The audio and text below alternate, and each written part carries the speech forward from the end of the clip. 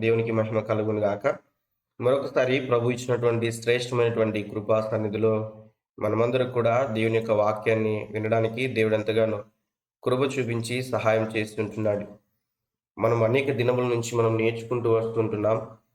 సంఘం గురించినటువంటి విషయాలు, సంఘ శాస్త్రం గురించినటువంటి విషయాలు నేర్చుకుంటూ వస్తుంటున్నాం. అయితే ప్రభు సన్నిధిలో మనం గుర్తుపెట్టుకోవాలి. సంఘం అంటే నూతనంగా జాయిన్ అయిన వారు మరొకరు గుర్తుపెట్టుకోవాలి. సంఘం వెళ్తే మనం వెళ్ళేటువంటి చర్చ్ కాదు. సంఘం అంటే 4 గోడలు కాదు. సంఘం అంటే నీవు, నేను, మనమే అని గుర్తుపెట్టుకోవాలి. సో, క్రీస్తు రక్తము చేత మరి కడబడినటువంటి పరిశుద్ధుల సహవాసమే సంఘము అని మనం గుర్తుపెట్టుకోవాలి. అనగా నీవు, నేను మనమందరం కూడా సంఘం. కాబట్టి ప్రభు సన్నిధిలో ఈ యొక్క ఆలోచన మనకుండాలి. నీవు, నేను, మనం కూడా దేవునికి ఆలయమై ఉంటున్నామని గుర్తుపెట్టుకోవాలి. సంఘ ప్రాముఖ్యత గురించి మనం అనేక విషయాలు నేర్చుకుంటూ వస్తుంటున్నాం. సంఘం పట్ల దేవుడు కలిగి ఉన్నటువంటి ప్రణాళికను మనం నేర్చుకుంటూ వస్తుంటున్నాం. దేవుడు ఏం కోరుకుంటున్నాడు, ఏమై ఉంటున్నాడో వాటన్నిటి నుంచి మనం నేర్చుకుంటూ వచ్చాం. యెస్టర్‌డే కూడా మరి కొన్ని విషయాలు మనం నేర్చుకుంటూ వచ్చాం ప్రభు సన్నిధిలో. సంఘము పరిశుద్ధాత్మ నివాసమని గడిచిన లాస్ట్ 2 క్లాసెస్‌లో మనం నేర్చుకుంటూ వచ్చాం. అదే రీతిగా స్థానిక సంఘము మరియు ఆధ్యాత్మిక ఆరోగ్యం ఎదుగుదలకు తాళపు చెవిని నిన్న మనం నేర్చుకుంటూ వచ్చాం. మనమందరం కూడా సర్వలోకమునకు వెళ్లి సర్వ సృష్టికి కూడా సువార్త ప్రకటించుటకు శిష్యులు మాత్రమే కాదు గాని దేవుని సన్నిధిలో నీవు, నేను కూడా యేసుక్రీస్తు ప్రభు యొక్క సాధనముగా వాడబడాలి ప్రభు సన్నిధిలో. ఒక ఇన్‌స్ట్రుమెంట్‌గా నువ్వు వాడబడాలి. నీవు, నేను, మనము. సో, దేవుని కొరకు వాడబడాలంటే సమస్తం కూడా విడిచిపెట్టాల్సిన అవసరం లేదు. కానీ ప్రభు సన్నిధిలో ఒకవేళ దేవుడు ప్రేరేపించినట్లయితే ఆ యొక్క ఫుల్ టైమ్ మినిస్ట్రీకి ఎవరైనా కూడా చేయవచ్చును. అదర్‌వైజ్ మీకున్నటువంటి ప్లేసెస్‌లో, మీకున్నటువంటి స్థలములలో మీరు స్కూల్‌కి వెళ్తున్నా, కాలేజెస్‌కి వెళ్తున్నా, ఎక్కడికి వెళ్తుంటున్నా కూడా ప్రభు పని మీరు చేస్తూ ఉండవచ్చు ప్రభు సన్నిధిలో. దేవుడు ఒకవేళ ప్రభు ప్రేరేపించి మీకు ఫుల్ టైమ్ మినిస్ట్రీకి పిలిచినట్లయితే సో, మీరు వచ్చి ప్రభువు సన్నిధిలో పరిచర్య చేయవచ్చును. ఇక్కడ మనం అర్థం చేసుకోవాలి దేవుని యొక్క వాక్యంలో మనం ఎక్కడున్నా కూడా దేవునికి మహిమపరచు వారంగా, దేవుని యొక్క వాక్యాన్ని మనం ప్రకటించు వారంగా ఉండాలి. ఈ దినమున మరికొన్ని విషయాలు మనం నేర్చుకుంటూ మనం ముందుకెళ్దాం. ఈ యొక్క మాటలో ఉన్నటువంటి ఈ యొక్క ఉద్దేశాలన్నీ కూడా వీలున్న వారు ఎవరైనా కూడా వర్సెస్ పోస్ట్ చేయండి. రిమైనింగ్ పర్సన్స్ వర్సెస్‌ని చదవడానికి ఇష్టపడాలని ప్రభు పేరిట మనవి చేస్తూ ఉంటున్నాను. 11th పాయింట్ మనం నేర్చుకుంటున్నాం. ఆల్రెడీ ఆహ్, 10 పాయింట్స్ మనం నేర్చుకుంటూ వచ్చాం గడిచినటువంటి క్లాసెస్‌లో. ఇక్కడ మనం నేర్చుకుంటూ వస్తే సార్వత్రిక సంఘముగాను, అదే రీతిగా స్థానిక సంఘముగాను మరి అంతిమంగా గెలుస్తుందని మనం నేర్చుకుంటూ వచ్చాం ప్రభు సన్నిధిలో. సో, మత్తయి సువార్త 16వ అధ్యాయం 18వ వచనము, అదే రీతిగా ఫిలిప్పీలకు రాసినటువంటి పత్రిక 1వ అధ్యాయము 6వ వచనాన్ని మనం గమనిస్తే దేవుని యొక్క వాక్యం సెలవిస్తూ ఉంటున్నది. ఇక్కడ మనం అర్థం చేసుకున్నట్లయితే వీలున్న వారు ఎవరైనా కూడా వర్సెస్‌ని చదవండి త్వరగా. మరియు హ్మ్. నీవు పేతురువు, హ్మ్. ఈ బండ మీద నా సంఘమును కట్టుదును, హ్మ్. పాతాళలోక ద్వారములు దాని ఎదుట నిలువనేరవని నేను నీతో చెప్పుచున్నాను. ఆమేన్. దేవునికి స్తోత్రం. హల్లెలూయా. ఎంతమందికి గుర్తుంది ఈ యొక్క మాట గురించి? సింపుల్‌గా ఒక మాట చెప్పాను నేను. పాతాళపు లో పాతాళపు ఆహ్, పాతాళ లోక ద్వారములు దాని ఎదుట నిలువనేరవు అంటే ఏంటి దానొక అర్థం? ఏం తెలియజేశాను గడిచిన క్లాసెస్‌లో? ఎవరైనా కూడా విన్నవారు తెలియచేయండి. దాని ఎదుట అంటే ఎవరి ఎదుట?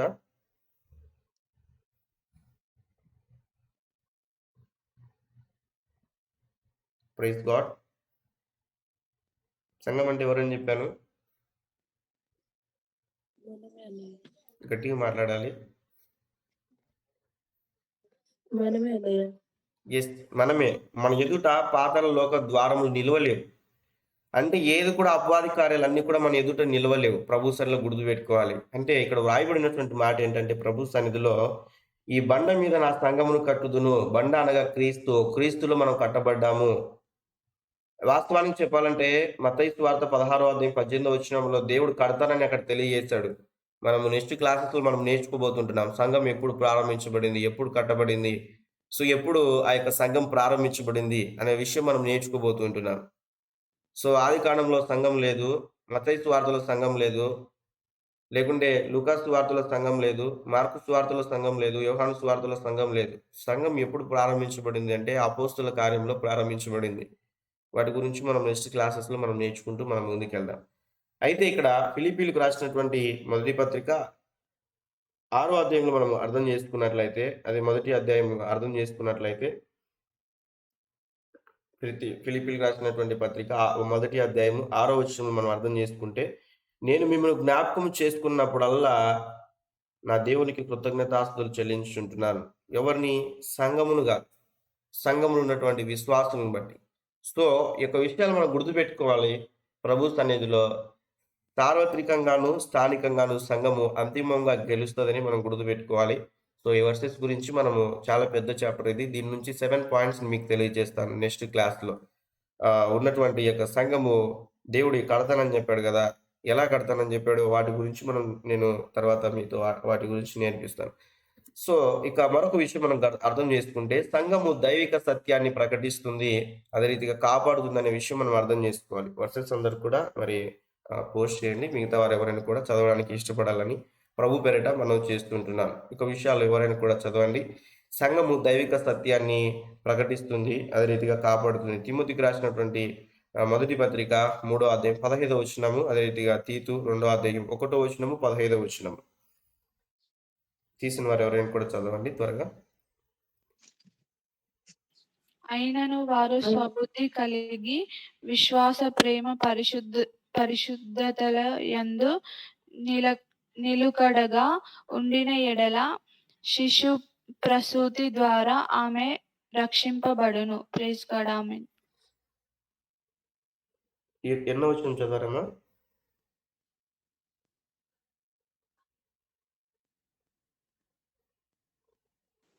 అయినను నేను ఆలస్యము చేసిన ఎడల దేవుని మందిరంలో అనగా జీవము గల దేవుని సంఘంలో జనులు ఎలాగూ ప్రవర్తింపవలెనో అది నీకు తెలియవలెనని ఈ సంగతులను నీకు రాయచున్నాను. ఆ సంఘము సత్యమునకు స్తంభమును ఆధారమునై ఉన్నది.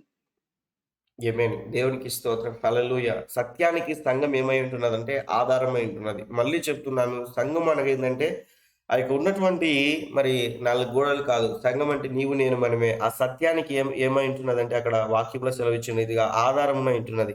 సత్యం అంటే క్రైస్తవుడు అలా ఉండాలి. ఆ యొక్క ఉన్నటువంటి మాటను బట్టి క్రైస్తవులు సత్యమే చెప్తారనేటువంటి విశ్వాసంలో మనమందరం కూడా ముందుకు వెళ్ళాలి. సో, ఇక దేవుడిచ్చినటువంటి మాటను బట్టి నీవు నేను మనమందరం కూడా ప్రభు సన్నిధిలో సంఘము దైవిక సత్యాన్ని ప్రకటిస్తుంది. అదే రీతిగా దాన్ని కాపాడుతుందని కూడా మనము అర్థం చేసుకోవాలి. అందుకే తీతు 2వ అధ్యాయం మొదటి వచనం, అదే రీతిగా 15 వచనాలు కూడా మనం అర్థం చేసుకుంటే ప్రభు సన్నిధిలో అక్కడ దేవుని యొక్క వాక్యం సెలవిస్తూ ఉంటున్నది. చూడండి ఒక మాట.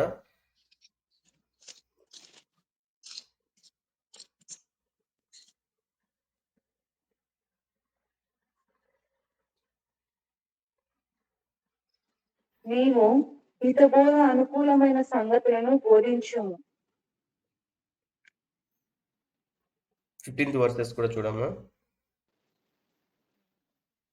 వీటిని గూర్చి బోధించుచు హెచ్చరించుచు సంపూర్ణ అధికారముతో దుర్బోధను ఖండించుచుండుము. దీన్నెవరిని తృణీకరింపనీయకుము.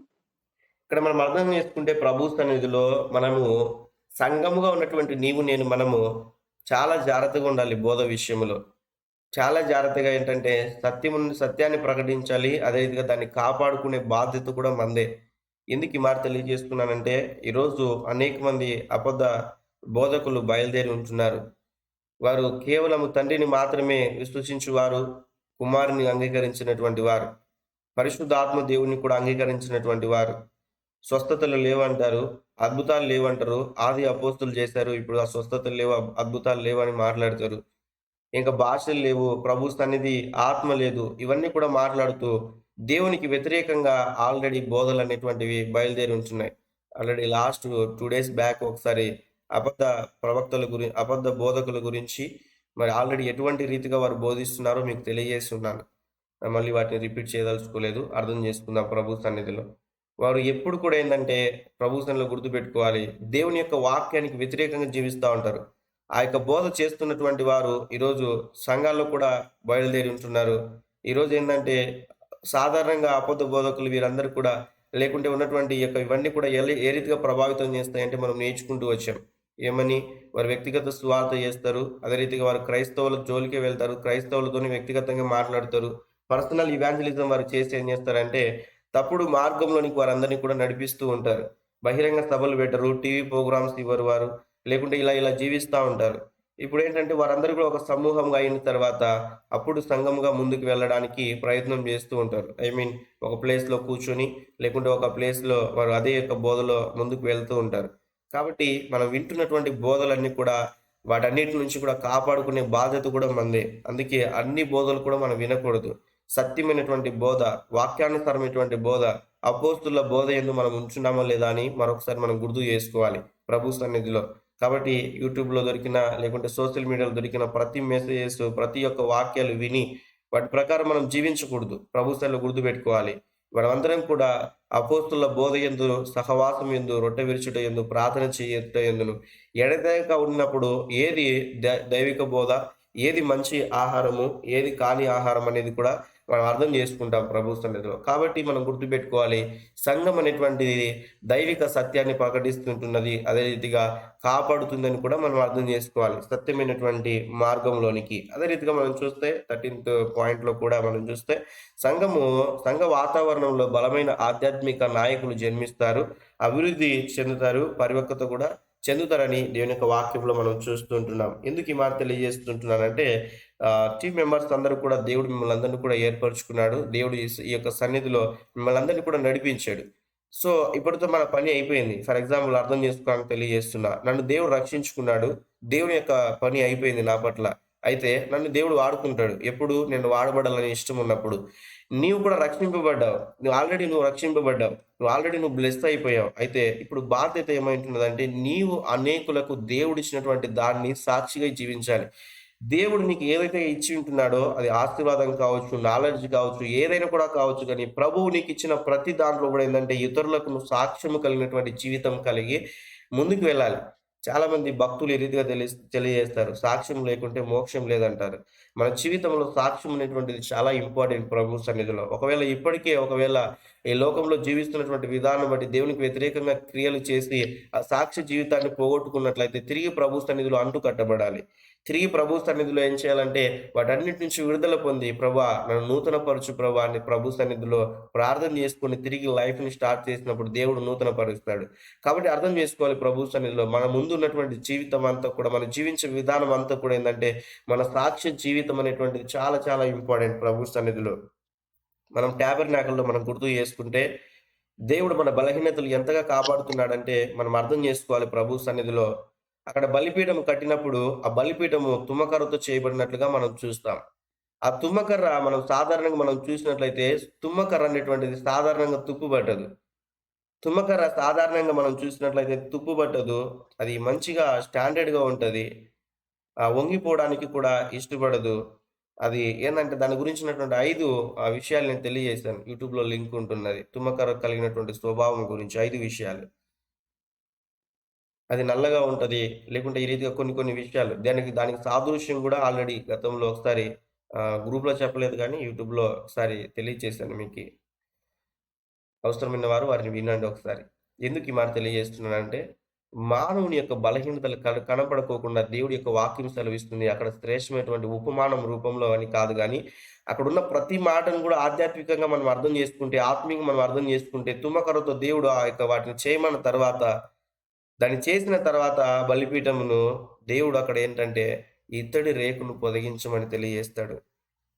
ఇత్తడి ఎందుకు సాదృశ్యంగా ఉంటున్నదంటే, ఎన్ని శ్రమలొచ్చినా కూడా ఆయనకున్నటువంటి ఇత్తడి అనేటువంటిది ఏందంటే తట్టుకోగలుగుతదండి.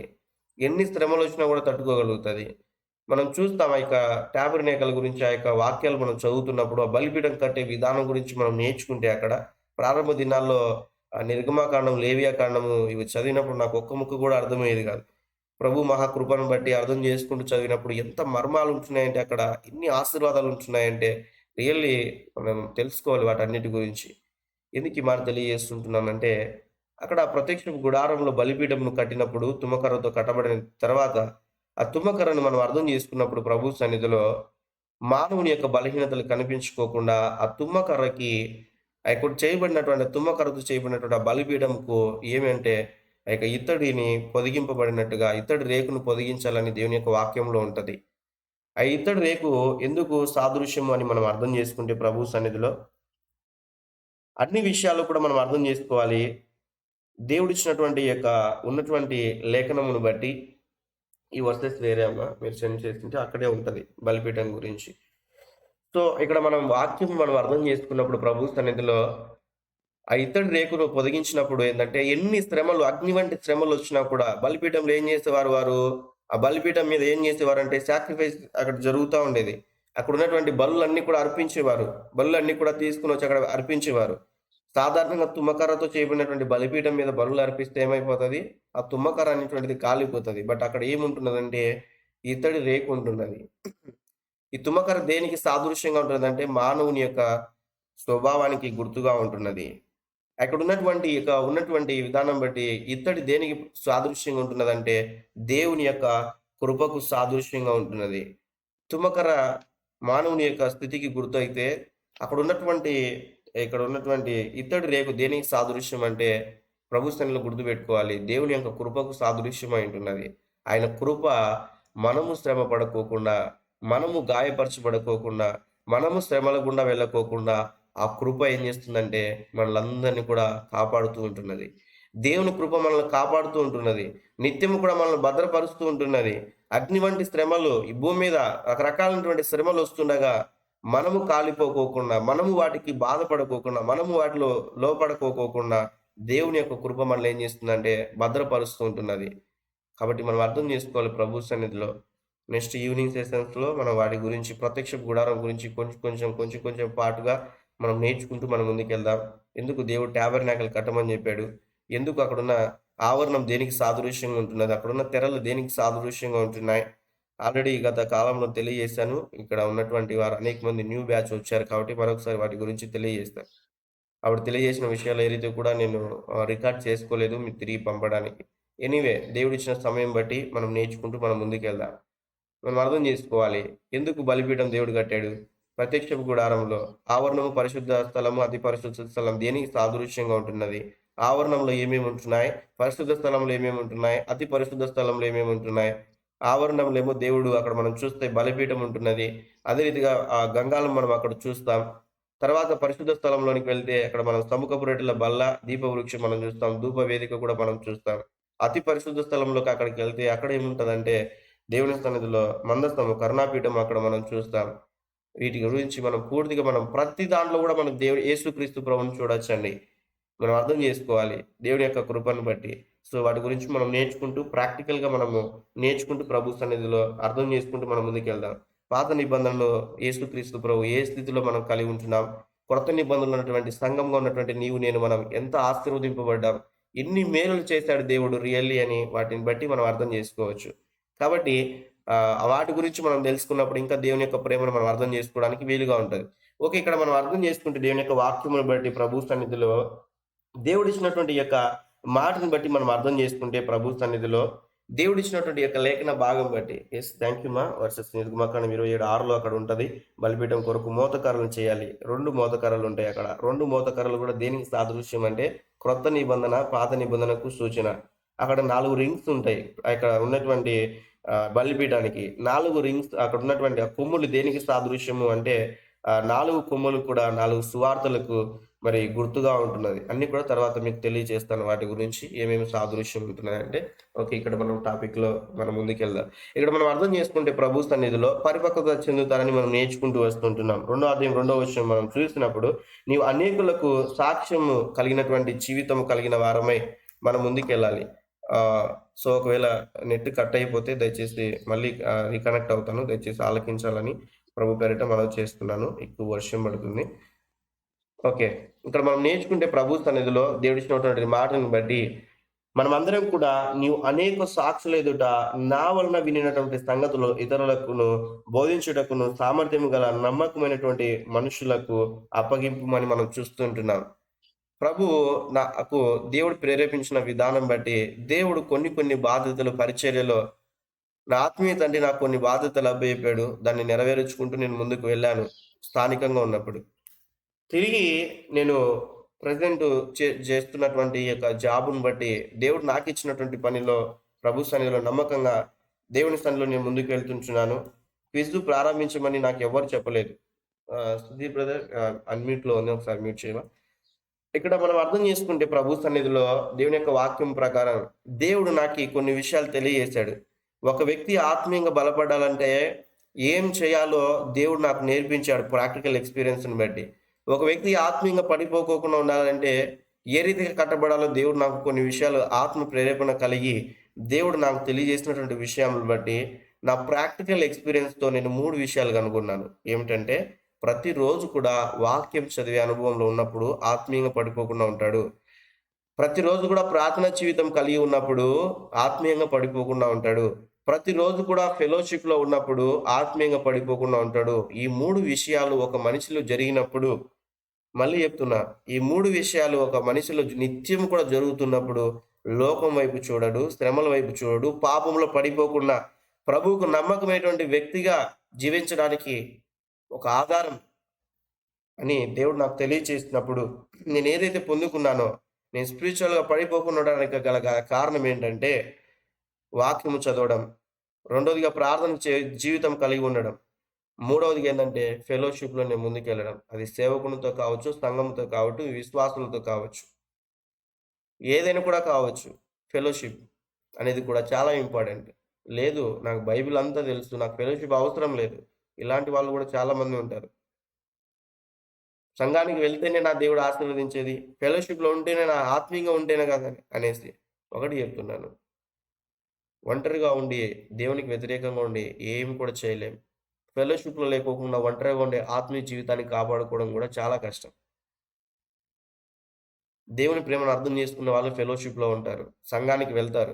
సంఘంలో జరుగుతున్నటువంటి క్రియల్లో అక్కడ ఉన్నటువంటి విధానం బట్టి సంఘ కార్యక్రమంలో పార్టిసిపేట్ చేస్తారు. ఫెలోషిప్‌లో మూవ్ అవుతూ ఉంటారు.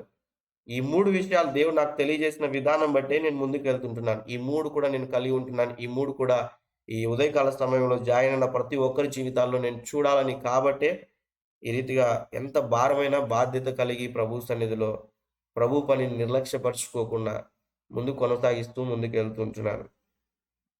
ఎందుకు ఈ మాట తెలియజేస్తున్నానంటే ఒక రోజుతో పోయేది కాదు. చాలామంది నా ఫ్రెండ్స్ నాతో పాటు స్పిరిచువల్‌గా ఉన్నవారు సేవకులు తెలియజేస్తారు. ఒక ప్రోగ్రామ్ చేయాలంటే 3 డేస్ గాని, 1 డే గాని చేయాలంటే చాలా కష్టము. 1 వీక్ చేయాలంటేనే చాలా కష్టం. అటువంటిది ఎవ్రీడే ఈ రీతిగా ఎంత ఓపిక ఉంటే గాని ఇలా జరుగుతూ ఉంటున్నది. దేవుడు నీకు ఎక్కువ ఓపిక ఇచ్చాడు. లేకుంటే దేవుని పనిని నిర్లక్ష్యపరుచుకోకుండా నువ్వు చేస్తున్నావు కదా! దేవుడు నీ సేవను బ్లెస్ చేస్తాడని ఎంతోమంది బ్లెస్డ్ వర్డ్స్ నాతో మాట్లాడుతూ ఉంటారు తరచు. నాకు చాలా సంతోషమేస్తది. ఎందుకు ఈ మాట తెలియజేస్తుంటున్నానంటే క్రీస్తునందు నేను అతిశయించి చెబుతున్నాను ఈ మాటను. దేవునిలో మాత్రమే, దేవుని యందు మాత్రమే. ఎందుకు ఈ మాట తెలియజేస్తున్నానంటే ప్రభు సన్నిధిలో మనమందరం కూడా ఆశీర్వదించబడడానికి దేవుడు ఈ ప్లాట్‌ఫార్మ్ ఇచ్చాడు. మరొకసారి చెప్తున్నా. వాక్యం చదవాలి ప్రతిరోజు కూడా. అందు నిమిత్తమే బైబిల్ క్విజ్. నాకెవ్వరు చెప్పలేదు బైబిల్ క్విజ్ పెట్టమని. ఎవరు చెప్పలేదు నాకు బైబిల్ క్విజ్ పెట్టమని. దేవుడు నాకు ప్రేరేపించగా బైబిల్ క్విజ్ ప్రారంభించాను. క్విజ్ పెట్టమని దేవుడు తెలియజేసినప్పుడు వాడి బైబిల్ క్విజ్ ప్రారంభించాను. ఎవరు పాల్గొన్నా పాల్గొనకపోయినా పర్లేదు. నిరాటంకంగా జరిగించాలని నాకు ప్రేరేపణ వచ్చింది.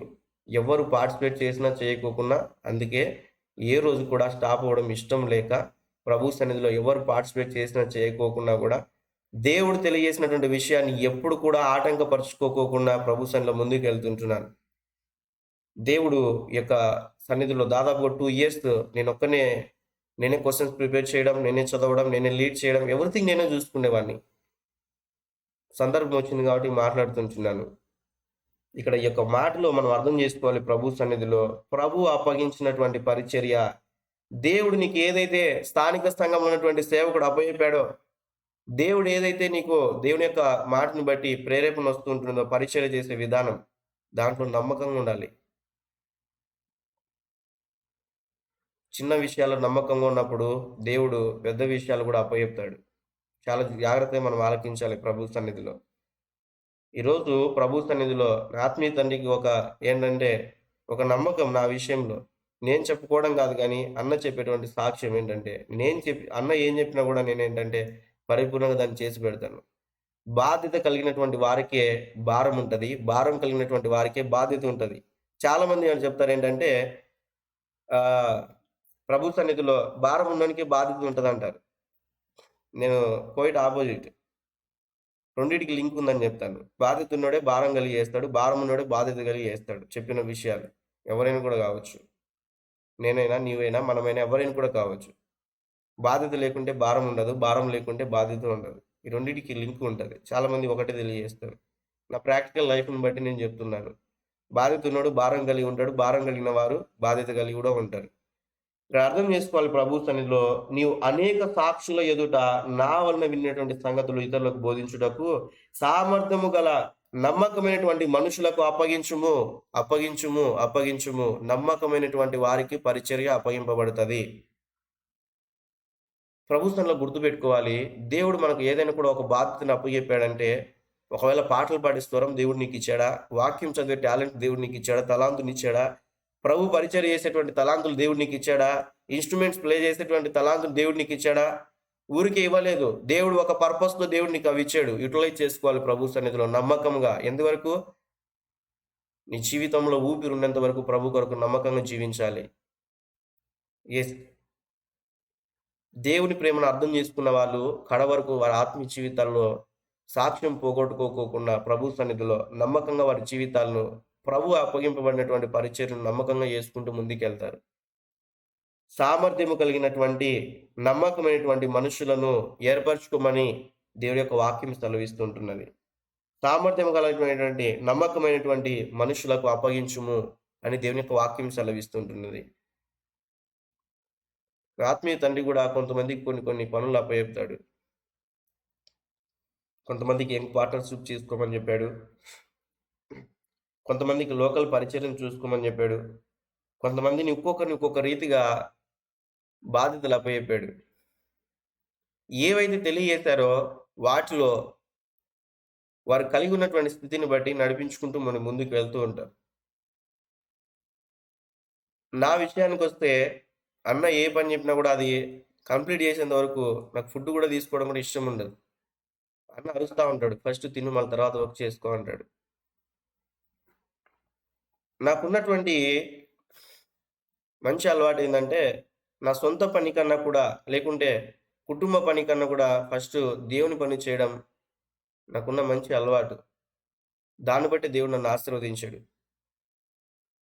అలాని కుటుంబాన్ని పట్టించుకోకూడదు. నా వ్యక్తిగత పనులు పట్టించుకోకూడదని కాదు. మొదటి ప్రిఫరెన్స్ గాడ్‌కి ఇచ్చేటువంటి వారంగా ఉండాలి. చెప్పడం కాదు. ప్రాక్టికల్‌గా చేసినప్పుడే దాని గురించినటువంటి ఆశీర్వాదం మనకు తెలుస్తది.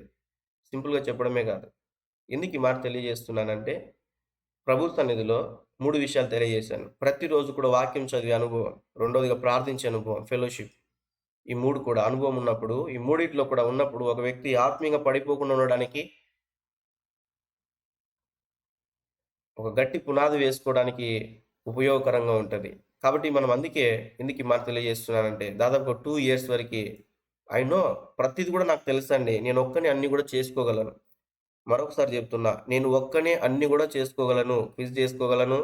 At the same time program lead చేయగలను. హోస్ట్‌గా ఉండగలను. సాంగ్స్ పాడగలను. వర్షిప్ చేయగలను. మెసేజ్ చేయగలను. అన్నీ చేసుకోగలను నేను. గొప్పగా చెప్పుకోవట్లేదు. నేను అన్నీ చేసుకోగలిగినా కూడా ఎందుకు బాధ్యతలు అప్పచెప్పానంటే, సామర్థ్యం కలిగినటువంటి వారికి వారు చేయగలరని నాకు దేవుడు ప్రేరేపించినప్పుడు వారికి నేను అప్పగింపాను. అప్పగించినటువంటి పనిలో నమ్మకంగా ఉండాలి ప్రతి ఒక్కరు. నీవైనా, నేనైనా, ఎవరైనా కూడా కావచ్చు. నాట్ ఓన్లీ మనం చేసే యాక్టివిటీస్ ఇవి మాత్రమే కాదు. స్థానికంగా వెళ్తున్నటువంటి సంఘంలో కూడా సేవకుడు ఒక పని చెప్పాడంటే దాన్ని ఖచ్చితంగా మనం చేసే వారంగా ఉండాలి. సారీ నేను చేయలేదనే మాట మన నోటి నుంచి రాకూడదు. ఎందుకు అందరికి కూడా అప్పచెప్పుకోకుండా నీకే అటువంటి బాధ్యతను అప్పచెప్తున్నారంటే, నీలో ఆ యొక్క సామర్థ్యాన్ని సేవకుడు చూసింటాడు. నీలో ఆ సామర్థ్యాన్ని సేవకుడు చూసాడు కాబట్టే నీకు నీ బాధ్యతను అప్పచెప్తాడు. నువ్వు చేయగలవు కాబట్టే. ఎందుకు ఈ మాట తెలియజేస్తున్నానంటే, ప్రభు ఇచ్చినటువంటి ఈ యొక్క సన్నిధిలో దేవుడు ఇచ్చినటువంటి యొక్క శ్రేష్టమైనటువంటి కృపను ఎప్పుడు కూడా మనం నిరర్ధక పరుచుకోకూడదు. అందుకే దేవుడు ఒక్కొక్కరిని ఒక్కొక్క రీతిగా దేవుడు వాడుకుంటూ వచ్చాడు. కొంతమంది అపోస్తులుగా దేవుడు వాడుకుంటూ వచ్చాడు వారి సామర్థ్యతను బట్టి. కొంతమందిని అపోస్తులుగా దేవుడు అదే రీతిగా కొంతమందిని ప్రవక్తలుగా దేవుడు వాడుకుంటూ వచ్చాడు. మరికొంతమందిని సువార్థికులుగా దేవుడు వాడుకుంటూ వచ్చాడు. మరికొంతమందిని సేవకులుగా దేవుడు, పాస్టర్స్‌గా దేవుడు ఉపయోగించుకుంటూ వచ్చాడు. కొంతమందిని ఉపదేశకులుగా దేవుడు మార్చుకుంటూ వచ్చాడు. ఇవి అన్నీ కూడా మేజర్ కాలింగ్స్, మైనర్ కాలింగ్స్ ఉంటాయి. కొంతమందిని ఏంటంటే పరిచారకులుగా కూడా దేవుడు ఏర్పరచుకుంటూ వచ్చాడు. నా పరిచారకుడు అయినటువంటి అని మనం చూస్తాం. పత్రికల్లో ఎక్కువ మాట్లాడుతూ ఉంటాడు అపోస్తలుడైన పౌలు గారు. ఆ పరిచారకులే సేవకులవుతారు. పరిచర్య చేయవాడు. అందుకే యేసుక్రీస్తు ప్రభుల వారు చెప్తాడు, నేను పరిచర్య చేపించుకోవడానికి రాలేదు, చేయడానికే వచ్చానంటాడు. మనం ఎప్పుడు కూడా చేపించుకోవడానికి ఇష్టపడకూడదు గానీ, చేయడానికి ఇష్టపడాలి. ప్రభు సన్నిధిలో గుర్తుపెట్టుకోవాలి. ఇక్కడ మనం అర్థం చేసుకుంటే సంఘ వాతావరణంలో మాత్రమే, సంఘంలో మాత్రమే అనగా సంఘం అనగా నీవు, నేను, మనము సంఘంలో మాత్రమే బలమైనటువంటి ఆధ్యాత్మిక, బలహీనమైనటువంటి వారు కాదు. బలమైనటువంటి ఆధ్యాత్మిక నాయకులు జన్మిస్తారు. అభివృద్ధి చెందుతారు, వారు పరిపక్వత చెందుతారు. యెస్, నా జీవితంలో వీటిని చూస్తూ ఉంటున్నాను. ప్రతిరోజు కూడా నేను అనుభవిస్తుంటున్నాను. ఎప్పుడైతే సంఘముగా క్రీస్తు రక్తము చేత కడగబడినటువంటి పరిశుద్ధులతో నా సహవాసం ప్రారంభించబడిందో, నా ఆత్మీయ జీవితంలో బలమైనటువంటి ఆధ్యాత్మికమైనటువంటి నాయకుల ఎదుట నేను ఎప్పుడైతే ఆత్మీయంగా బలపరచబడుతూ వచ్చానో, ఎక్కడైతే నేను జన్మించుంటున్నానో ఆత్మీయంగా, అక్కడ అభివృద్ధి చెందుతూ వచ్చాను.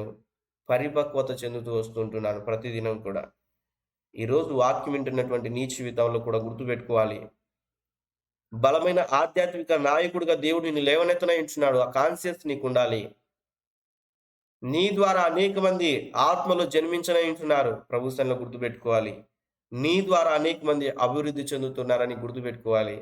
నీ ద్వారా అనేక మంది పరిపక్వత చెందుతున్నారని గుర్తుపెట్టుకోవాలి. ఎప్పుడు? మనం దేవుని సన్నిధిలో, ప్రభు సన్నిధిలో నమ్మకమైనటువంటి వారంగా మనం జీవిస్తూ, దేవుని కొరకు మనం ఎప్పుడైతే జీవించడానికి ఇష్టపూర్వకంగా జీవించడానికి ఇష్టపడతామో, దేవుని సన్నిధిలో మన ప్రాణ, ఆత్మ, శరీరాన్ని ప్రభు కొరకు సమర్పించుకొని ఆయన అప్పగించినటువంటి పనిలో నమ్మకంగా ఉంటామో, దేవుడు ఉన్నతంగా మనల్ని ఆశీర్వదిస్తాడండి. హల్లెలూయా! దేవునికి స్తోత్రం. దేవునికి మహిమ కలుగును గాక.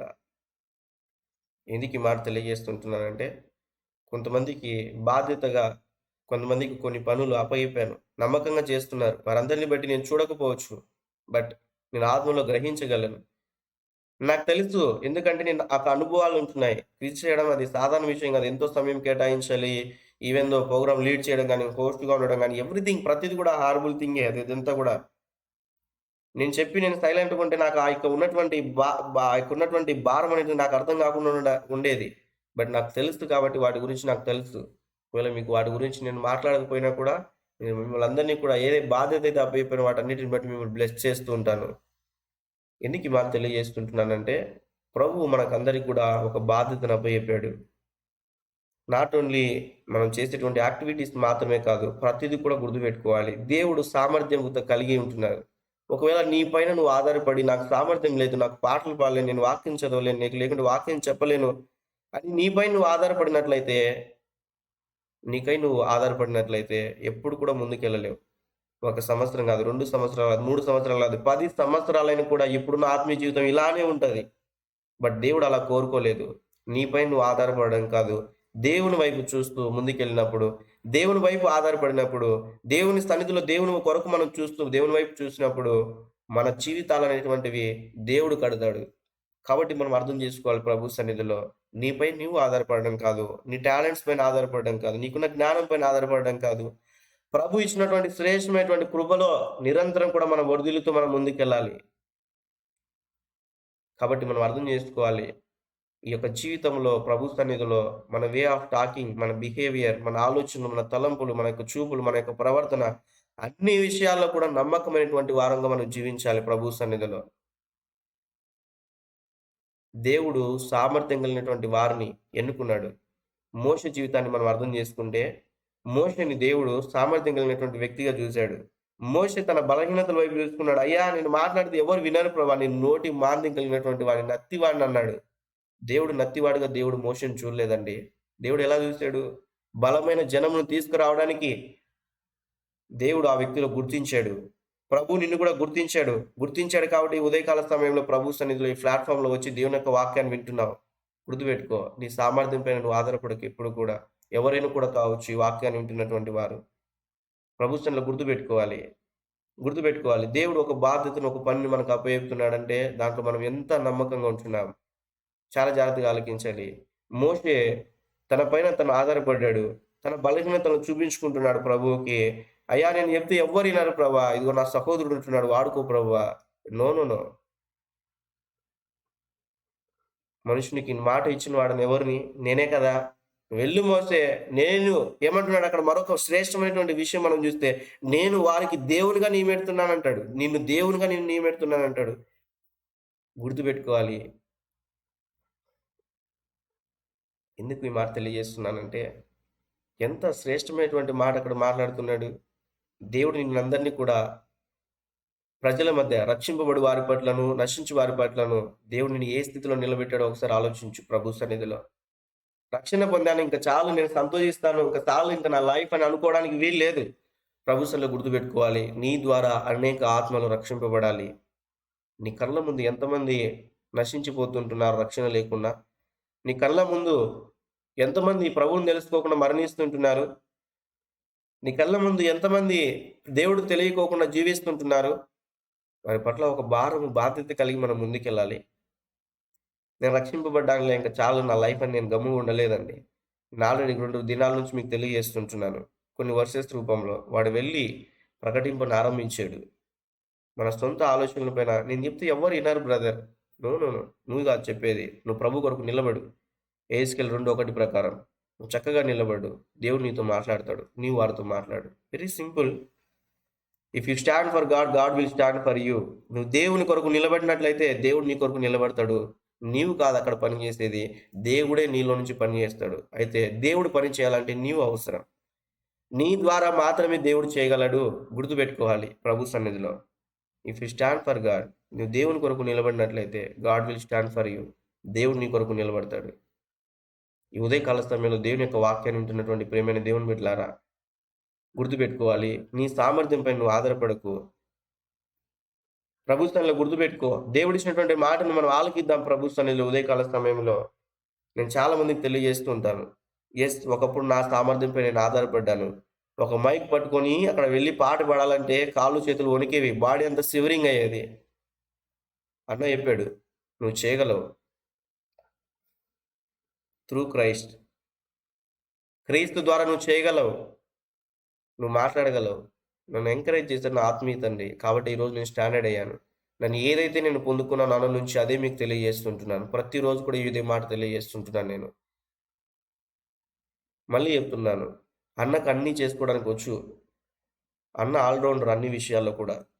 మంచి మ్యూజిషియన్, మంచిగా చక్కగా పాటలు పాడతాడు, మంచిగా పరిచర్య చేస్తాడు, సౌండ్ సిస్టమ్ ఆపరేట్ చేస్తాడు, వర్షిప్ చేస్తాడు, మెసేజ్ చెప్తాడు, డ్రైవింగ్ చేస్తాడు, అన్నీ హీ నోస్ ఎవ్రీథింగ్. అయినప్పుడు ఎందుకు బిడ్డలకు బాధ్యతలు అప్పచెప్తాడు అంటే వారు కూడా అభివృద్ధి చెందాలి కాబట్టి. దేవుని యొక్క వాక్యం సెలవిస్తుంటున్నది, మీరు బహుగా ఫలించడం వలన తండ్రి మహిమపరచబడును. బిడ్డలైనటువంటి వారు వాడబడితే గన తండ్రి సంతోషిస్తాడు. ఆ సంతోషాన్ని నేను చూశాను. ఎందుకు ఈ మాట తెలియజేస్తున్నానంటే, ప్రభు సన్నిధిలో మనము మహింపరచబడి, మనము అభివృద్ధి చెందినప్పుడు, మనం ఫలించినప్పుడు, మనం బహుగా అభివృద్ధి చెందడం వలన పరలోకపు తండ్రి కూడా సంతోషిస్తాడు. గుర్తుపెట్టుకోవాలి. ఆత్మీయ తండ్రి సంతోషించినప్పుడు మనం పరిచర్య చేసే విధానంలో పరలోకపు తండ్రి ఎంత సంతోషిస్తాడు. ప్రభు సన్నిధిలో గుర్తుపెట్టుకోవాలి ఈ యొక్క విషయాల్ని. కాబట్టి ఈ ఉదయకాల సమయంలో మనం గుర్తుపెట్టుకోవాలి. మోషే తన బలహీనతల వైపు చూశాడు. నేను కూడా ఒకప్పుడు నా బలహీనతల వైపు చూశాను. నా ఫోటోస్ చూస్తే అసలు ఇమాజినేషన్ కూడా చూసుకోరు. ఈవెన్ దో డిగ్రీ వరకు కూడా నేను ఉన్న విధానం బట్టి నా బలహీనతలు అలా ఉండేవి. శరీర బలహీనతలు. ఒక బిందె కూడా ఎత్తలేనండి. అటువంటి బలహీనుని నేను. ఒక బిందె వాటర్ కూడా ఎత్తలేని పరిస్థితి. అంత బలహీనుని నేను. ప్రభు కొరకు పని చేసే విధానంలో నేను బలంగా ఎత్తలేనటువంటి వాటిని కూడా, స్పీకర్స్ అయితేనే వాటిని కూడా ఎత్తడానికి ప్రయత్నం చేసినప్పుడు ఆటోమేటిక్గా ఎప్పుడైతే నేను దేవుని యొక్క పనిలో పాల్గొంటూ నా యొక్క సమయాన్ని, నా యొక్క బలాన్ని, నా యొక్క ధనాన్ని ప్రభు ఖర్చు పెడుతూ వచ్చానో ఆటోమేటిక్గా నా లైఫ్లో, నా జీవితంలో ఈ శరీర పరంగా కూడా మార్పులు చేకూర్చబడ్డాయి. దేవునికి స్తోత్రం. ఎందుకు ఈ మాట తెలియజేస్తున్నానంటే, నేను ఏది కూడా ట్రైనింగ్ చేయలేదు. డ్రైవింగ్ కానీ, లేకుంటే ఎలక్ట్రీషియన్ వర్క్ కానీ, సౌండ్ సిస్టమ్ ఆపరేట్ కానీ, పరిచర్లు కానీ, ఇవన్నీ కూడా ఏవి కూడా ట్రైనింగ్ చేయలేదు. ప్రభువు అన్న ద్వారా దేవుడు నాకు ఇచ్చిన అవకాశం బట్టి, అన్న ఎంకరేజ్ చేసే విధానం బట్టి నేను ఇంతగా బ్లెస్ అయ్యాను. తర్వాత దేవుడి మహాకృపను బట్టి కొన్ని సెమినార్స్ ద్వారా ఇంకొంచెం ఆత్మీయంగా బలపడడానికి ఇవన్నీ కూడా నాకు సపోర్ట్‌గా ముందుకొచ్చాయి. వీటన్నిటికన్నా ముందు ఆత్మీయ తండ్రి ఎందుకు ఈ మాట తెలియజేసుకుంటున్నానంటే, ప్రభు సన్నిధిలో అనేక మంది జీవితాల్లో అవకాశాలుండవు. అవకాశాలు ఉన్నప్పుడు కూడా ఉపయోగించుకోరు. చాలామంది అవకాశం కొరకు ఎదురు చూసినప్పుడు కూడా అవకాశం ఉండదు. కాబట్టి గుర్తుపెట్టుకోవాలి ప్రభు సన్నిధిలో. దేవుడు ఒక పనిని మాకు అప్పచెప్పాడంటే దాంట్లో మనం నమ్మకంగా ఉన్నప్పుడే, కొంచెంలో నమ్మకమైనటువంటి వాడు అన్ని విషయాల్లో కూడా నమ్మకంగా ఉంటాడు. అందుకే అక్కడ మనం చూస్తే ఉపమానంలో బలా నమ్మకమైనటువంటి దాసుడా అంటాడు. బలా నమ్మకమైనటువంటి దాసుడా, నువ్వు కొంచెంలో నమ్మకంగా ఉన్నావు అని అక్కడ మాట్లాడతాడు. మనం ప్రభు సన్నిధిలో నమ్మకమైనటువంటి దాసులుగా కాదు గాని, నమ్మకమైనటువంటి పిల్లలుగా దేవుడు కోరుకుంటున్నాడు. తన బిడ్డలుగా దేవుడు కోరుకుంటున్నాడు. మోషేతో ఎంత శ్రేష్టమైనటువంటి మాట అంటున్నాడు, నీవు ఫరో ఎదుట దేవునిగా నిన్ను నియమిస్తున్నానంటాడు. దేవుడంటే శాసించువాడండి. దేవుడంటే సమస్తము కూడా చేయువాడు. దేవుడంటే సమస్తానికి కూడా కారణభూతుడై ఉంచున్నాడు. అటువంటి ఓడు ఒక వ్యక్తికి ఇస్తున్నాడంటే, ఒక మనిషి ఎటువంటి శ్రేష్టమైనటువంటి కృపలో ఉంటున్నాడో ఒకసారి మనం ఆలోచించుకుందామా? నువ్వు వెళ్ళు మోషే అంటాడు. మనం అర్థం చేసుకోవాలి. లక్షల మంది ఇశ్రాయేలు ప్రజల్ని ఆ యొక్క 430 సంవత్సరాలు బానిసత్వంలో ఉన్నటువంటి వారిని విడిపించడానికి దేవుడు సామర్థ్యం ఇచ్చాడు, కృపనిచ్చాడు. నీ బలం కాదు, నీకున్నటువంటి సామర్థ్యం కాదు, దేవుని బలం పైన, దేవుని యొక్క సామర్థ్యం పైన ఆధారపడినప్పుడు మనం గుర్తుపెట్టుకోవాలి. నాట్ ఓన్లీ మోషే, ఎవరైనా కూడా కావచ్చు బైబిల్లో ఉన్నటువంటి వారు. మోషే ఒక్కడే కాదు. కాబట్టి మనం అర్థం చేసుకోవాలి. అనేకులు వారికి ఉన్న బలహీనతల వైపు చూశారు. తిరిగి దేవుని వైపు చూసేప్పుడు వారి ద్వారా దేవుడు ఎంతో పరిచయం చేపించుకున్నాడు. ఇక ఉదయకాల సమయంలో దేవుని యొక్క వాక్యాన్ని వింటున్నటువంటి ప్రియమైన దేవుని బిడ్డలారా, దేవుడు మనకు కూడా కొన్ని బాధ్యతలు అప్పచెప్పాడు. అనేకులను రక్షణలోనికి నడిపించడానికి. రక్షణ పొందినటువంటి నీవు ఎంతమంది రక్షణ లేకుండా ఉంటున్నారో వాళ్ళందరి పట్ల ఒక భారం కలిగి, బాధ్యత కలిగి జీవించాలి ప్రభు సన్నిధిలో. ప్రభువుని తెలుసుకోకుండా ఎంతమంది నశించిపోతుంటున్నారు, వారందరి పట్ల ఒక భారం, ఒక బాధ్యత ఉండాలి. దేవుడు ఆ సామర్థ్యాన్ని నీకు ఇచ్చాడు. ఇస్తాడని అనుకోకండి ఎవరు కూడా. ఎవ్రీ బ్లెస్సింగ్స్ ప్రతిది కూడా దేవుడు మనకి ఇచ్చాడు. ఎఫెసీ 1:3 ప్రకారం దేవుడు సమస్త ఆశీర్వాదాలు దేవుడు మనకి ఇచ్చాడు. చాలా మంది అనుకుంటారు దేవుడు నాకు టాలెంట్స్ ఇవ్వలేదు. నో. దేవుడు ప్రతిది కూడా ఇచ్చాడు. అన్ని కూడా నీలోనే ఉంటున్నాయి. అన్ని కలగేసినటువంటి దేవుడే నీలో ఉంటున్నాడు. గుర్తుపెట్టుకోవాలి ప్రభు సన్నిధిలో. ఒకప్పుడు నేను అనుకునేవాడిని, దేవా నన్ను నింపు ప్రభా, నీ శక్తితో నింపు ప్రభా. నో. ఆల్రెడీ దేవుడు మనల్ని నింపాడు. ప్రభా నాకు అది దయచేయి ప్రభా, ఇది దయచేయి ప్రభా, అవి కావాలి ఇవి కావాలి ప్రభా. నో. దేవుడు ఆల్రెడీ అన్ని కూడా మనకి ఇచ్చాడు. జస్ట్ మనం ఏం చేయాలంటే రిసీవ్ చేసుకోవాలి. బిలీవ్ చేసి రిసీవ్ చేసుకోవాలి. కాబట్టి మనం గుర్తుపెట్టుకోవాలి, ఆత్మ సంబంధమైన ప్రతి ఆశీర్వాదం కూడా దేవుడు మనకి ఇచ్చాడండి. మన ప్రభు అయిన యేసుక్రీస్తు యొక్క తండ్రి యొక్క దేవుడు స్తుతింపబడును గాక. ఆయన క్రీస్తునందు పరలోక విషయములలో ఆత్మ సంబంధమైన ప్రతి ఆశీర్వాదమును మనకు అనుగ్రహించెను. ఆమేన్. దేవుడు సమస్త ఆశీర్వాదాలు ఆత్మలో అన్ని కూడా ఇచ్చేశాడు. శారీరకంగా నువ్వు చూడకపోవచ్చు, ఈ కన్నులు నీకు చూడకపోవచ్చు, ఈ చెవులు నీకు వినపోవచ్చు, మనం చూడకపోవచ్చు. స్పిరిట్లో మనం చూడగలగాలి ప్రభు సన్నిధిలో. నాకు తెలుసు ఫిజికల్గా మీరందరూ వీడియో ఆఫ్ చేసుకుని ఉన్నా కూడా ఎంతమంది వాక్యం వింటున్నారు, ఎంతమంది స్పీకర్ ఆన్ చేసుకుని అక్కడ పెట్టేసి వింటున్నారు, ఇవన్నీ కూడా నేను ఫిజికల్గా చూడకపోవచ్చు, స్పిరిచువల్గా నేను గ్రహించగలను. ప్రభు సన్నిధిలో గుర్తుపెట్టుకోవాలి, ఆత్మలో అన్ని కూడా చూడవచ్చును. ఆత్మలు అన్ని కూడా చూడవచ్చును. ప్రభు సన్నిధిలో గుర్తుపెట్టుకోవాలి. సింపుల్గా అర్థం చేసుకోవాలని చెప్తున్నా. ప్రవక్త గెహాజీతో అంటున్నాడు, ఫిజికల్గా గెహాజీతో పాటు ప్రవక్త వెళ్ళలేదు. అక్కడ ఏమన్నాడు, నీవు ఆ రథమును కలుసుకొని వెళ్ళడానికి నా ఆత్మ నీతో కూడా రాలేదా అంటే ఏంటి దానికి అర్థం అంటే, ఆత్మను చూస్తున్నాడండి. ఎవరెవరు ఏం చేస్తున్నారు, ఎవరెవరు ఏ రీతిగా జీవిస్తున్నారు, ఎవ్రీథింగ్ సేవకునికి తెలుసు. ఎవరికి? ఆత్మ నడిపింపులో ఆత్మను కలిగినటువంటి సేవకునికి, ఆత్మ నడిపింపులో ఉన్నటువంటి ప్రతి సేవకునికి తెలుసు. చెప్పుకోవాల్సిన అవసరం లేదు.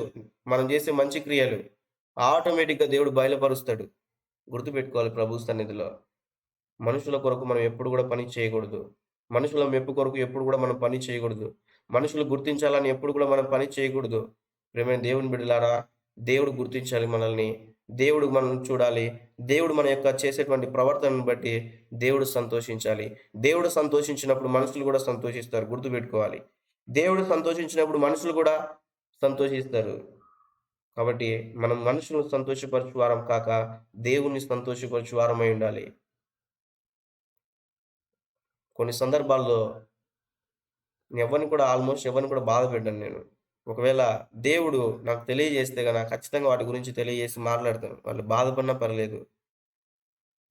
ఎందుకు ఈ మాట తెలియజేస్తున్నానంటే, ప్రభు ఇచ్చినటువంటి కృపలో మనం ముందుకెళ్ళాలండి. మనం మనుషులకు భయపడకూడదు. అవును.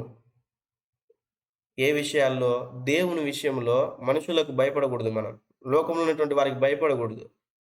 లోకంలో ఉన్నటువంటి మనుషుల భయాలకు మనం లోనవ్వకూడదు. నువ్వు ఎట్టి విశ్వాసం కలిగి ఉన్నావు, ఎటువంటి ఆత్మను కలిగి ఉన్నావు గుర్తించాలి ప్రభు సన్నిధిలో. అట్టి కృపలో నువ్వు వర్ధిల్లుతూ ముందుకెళ్ళాలి. కాబట్టి మనం అర్థం చేసుకోవాలి. అన్న అంటాడు ఎప్పుడు కూడా, మీరు కాలేజీకెళ్ళినా, స్కూల్స్‌కెళ్ళినా, ఇంట్లో ఎలా ఉన్నా, మీరు వాక్యం చదువుకుంటున్నారా, ప్రార్థన చేసుకుంటున్నారా, మీ ఆత్మీయ జీవితాలు ఎలా ఉంటున్నాయి, అన్నీ కూడా నాకు తెలుసు అంటాడు అన్న. ఆత్మలో చూడవచ్చండి. ఇక్కడున్న ప్రతి ఒక్కరు కూడా స్పిరిచువల్‌గా ఎంత ఉంటున్నారో నాకు కూడా అర్థమవుద్ది. ఆత్మలో నేను చూడగలను.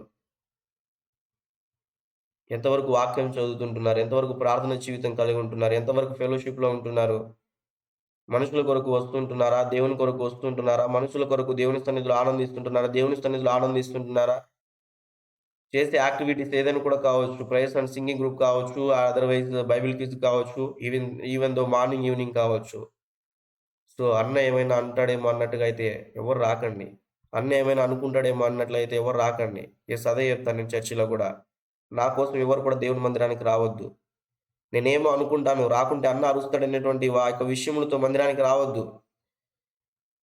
ప్రభు సన్నిధిలో దేవుడిచ్చినటువంటి కృప పైన ఆధారపడి దేవుని సన్నిధికి వస్తే నేను ఆశీర్వదించబడతాననేటువంటి ఆ యొక్క ఆలోచన ఉంటేనే రా ప్రభు సన్నిధిలో. అందుకే కీర్తన గ్రంథంలో 34లో అనుకుంటాను, దేవుని మందిరానికి వెళ్ళాలని నా ప్రాణము ఉన్నటువంటి యొక్క స్థితిని బట్టి ఆనందముతో, సంతోషముతో గంతులు వేస్తుందంటాడు. దేవుని మందిరాన్ని నేను ఎప్పుడు చూడాలి, ఆయన సన్నిధిలో నేను ఎప్పుడు కనిపెట్టాలి, ఇటువంటి ఆశ ఉండాలి మనకి. ఏమైనా వాళ్ళ పాటలు పాడేప్పుడు పోదాం, లేకుంటే వాక్యం చెప్పేప్పుడు వెళ్దాంలే, ఇటువంటి ఆలోచన ఉండకూడదు మనకి. నేను ప్రభువుని ఎప్పుడైతే నేను తెలుసుకున్నానో, పరిచర్య కన్నా ముందుగా 10 గంటలకు ఆరాధన అంటే, లేకుంటే 9 గంటలకు ఆరాధన అంటే ముందుగానే వెళ్లి పరిచర్య చేసేవాడిని నేను. చేస్తాను కూడా, ఇప్పటికి కూడా. ముందుగానే వెళ్లి పరిచర్య చేస్తాను. అవన్నీ కూడా చేసిన తర్వాత వాక్య సమయంలో వెళ్దాంలే అని ఎప్పుడు కూడా నేను అనుకోను. ప్రారంభం నుంచి ఉన్న బ్లెస్సింగ్స్ అది వేరు. మధ్య మధ్యలో బయటంతా తిరుగుకుంటూ వెళ్ళిపోయి, బయటంతా కూడా నడుచుకుంటూ వెళ్ళిపోయి, ఎక్కడెక్కడో ఉండిపోయి, రకరకాలుగా మనసును రకరకాల వైపు తిరుపుకొని వాక్య సమయానికెళ్తే ఏమర్థమవుతది? ఇంకా మరొక మాట చెప్తున్నాను. కొంతమంది సంఘాలు ఎలా ఉంటాయంటే, పాటలు ఎందుకు పాడతారంటే, ఇంకా అందరు రాలేదని పాటలు పాడుకుంటారు. అలా ఉండకండి. ఎందుకు ఈ మాట తెలియజేస్తున్నానంటే, ఈవెన్ దో గూగుల్ మీట్‌లో కూడా ఎవరు వచ్చినా కూడా, ఎవరు రాకున్నా కూడా పాటలు పాడుతున్నారంటే దానర్థం ఇంకా అందరూ వస్తారని కాదు దానర్థం. ఆ పాటలు కూడా పాడేటువంటి వారు కానీ, పాడుతున్న పాటల ద్వారా కానీ అందరూ కూడా ప్రభు యొక్క మహిమను చూడాలి ప్రభు సన్నిధిలో. ఆ పాటలో ఉన్నటువంటి మాధుర్యాన్ని పొందుకోవాలి పాడేవారు కానీ, వినేవారు కానీ. కాబట్టి గుర్తుపెట్టుకోవాలి ప్రభువు సన్నిధిలో కూడా, దేవుని మందిరంలో కూడా మనం అటువంటి స్థితిలో మనం ముందుకెళ్ళాలి.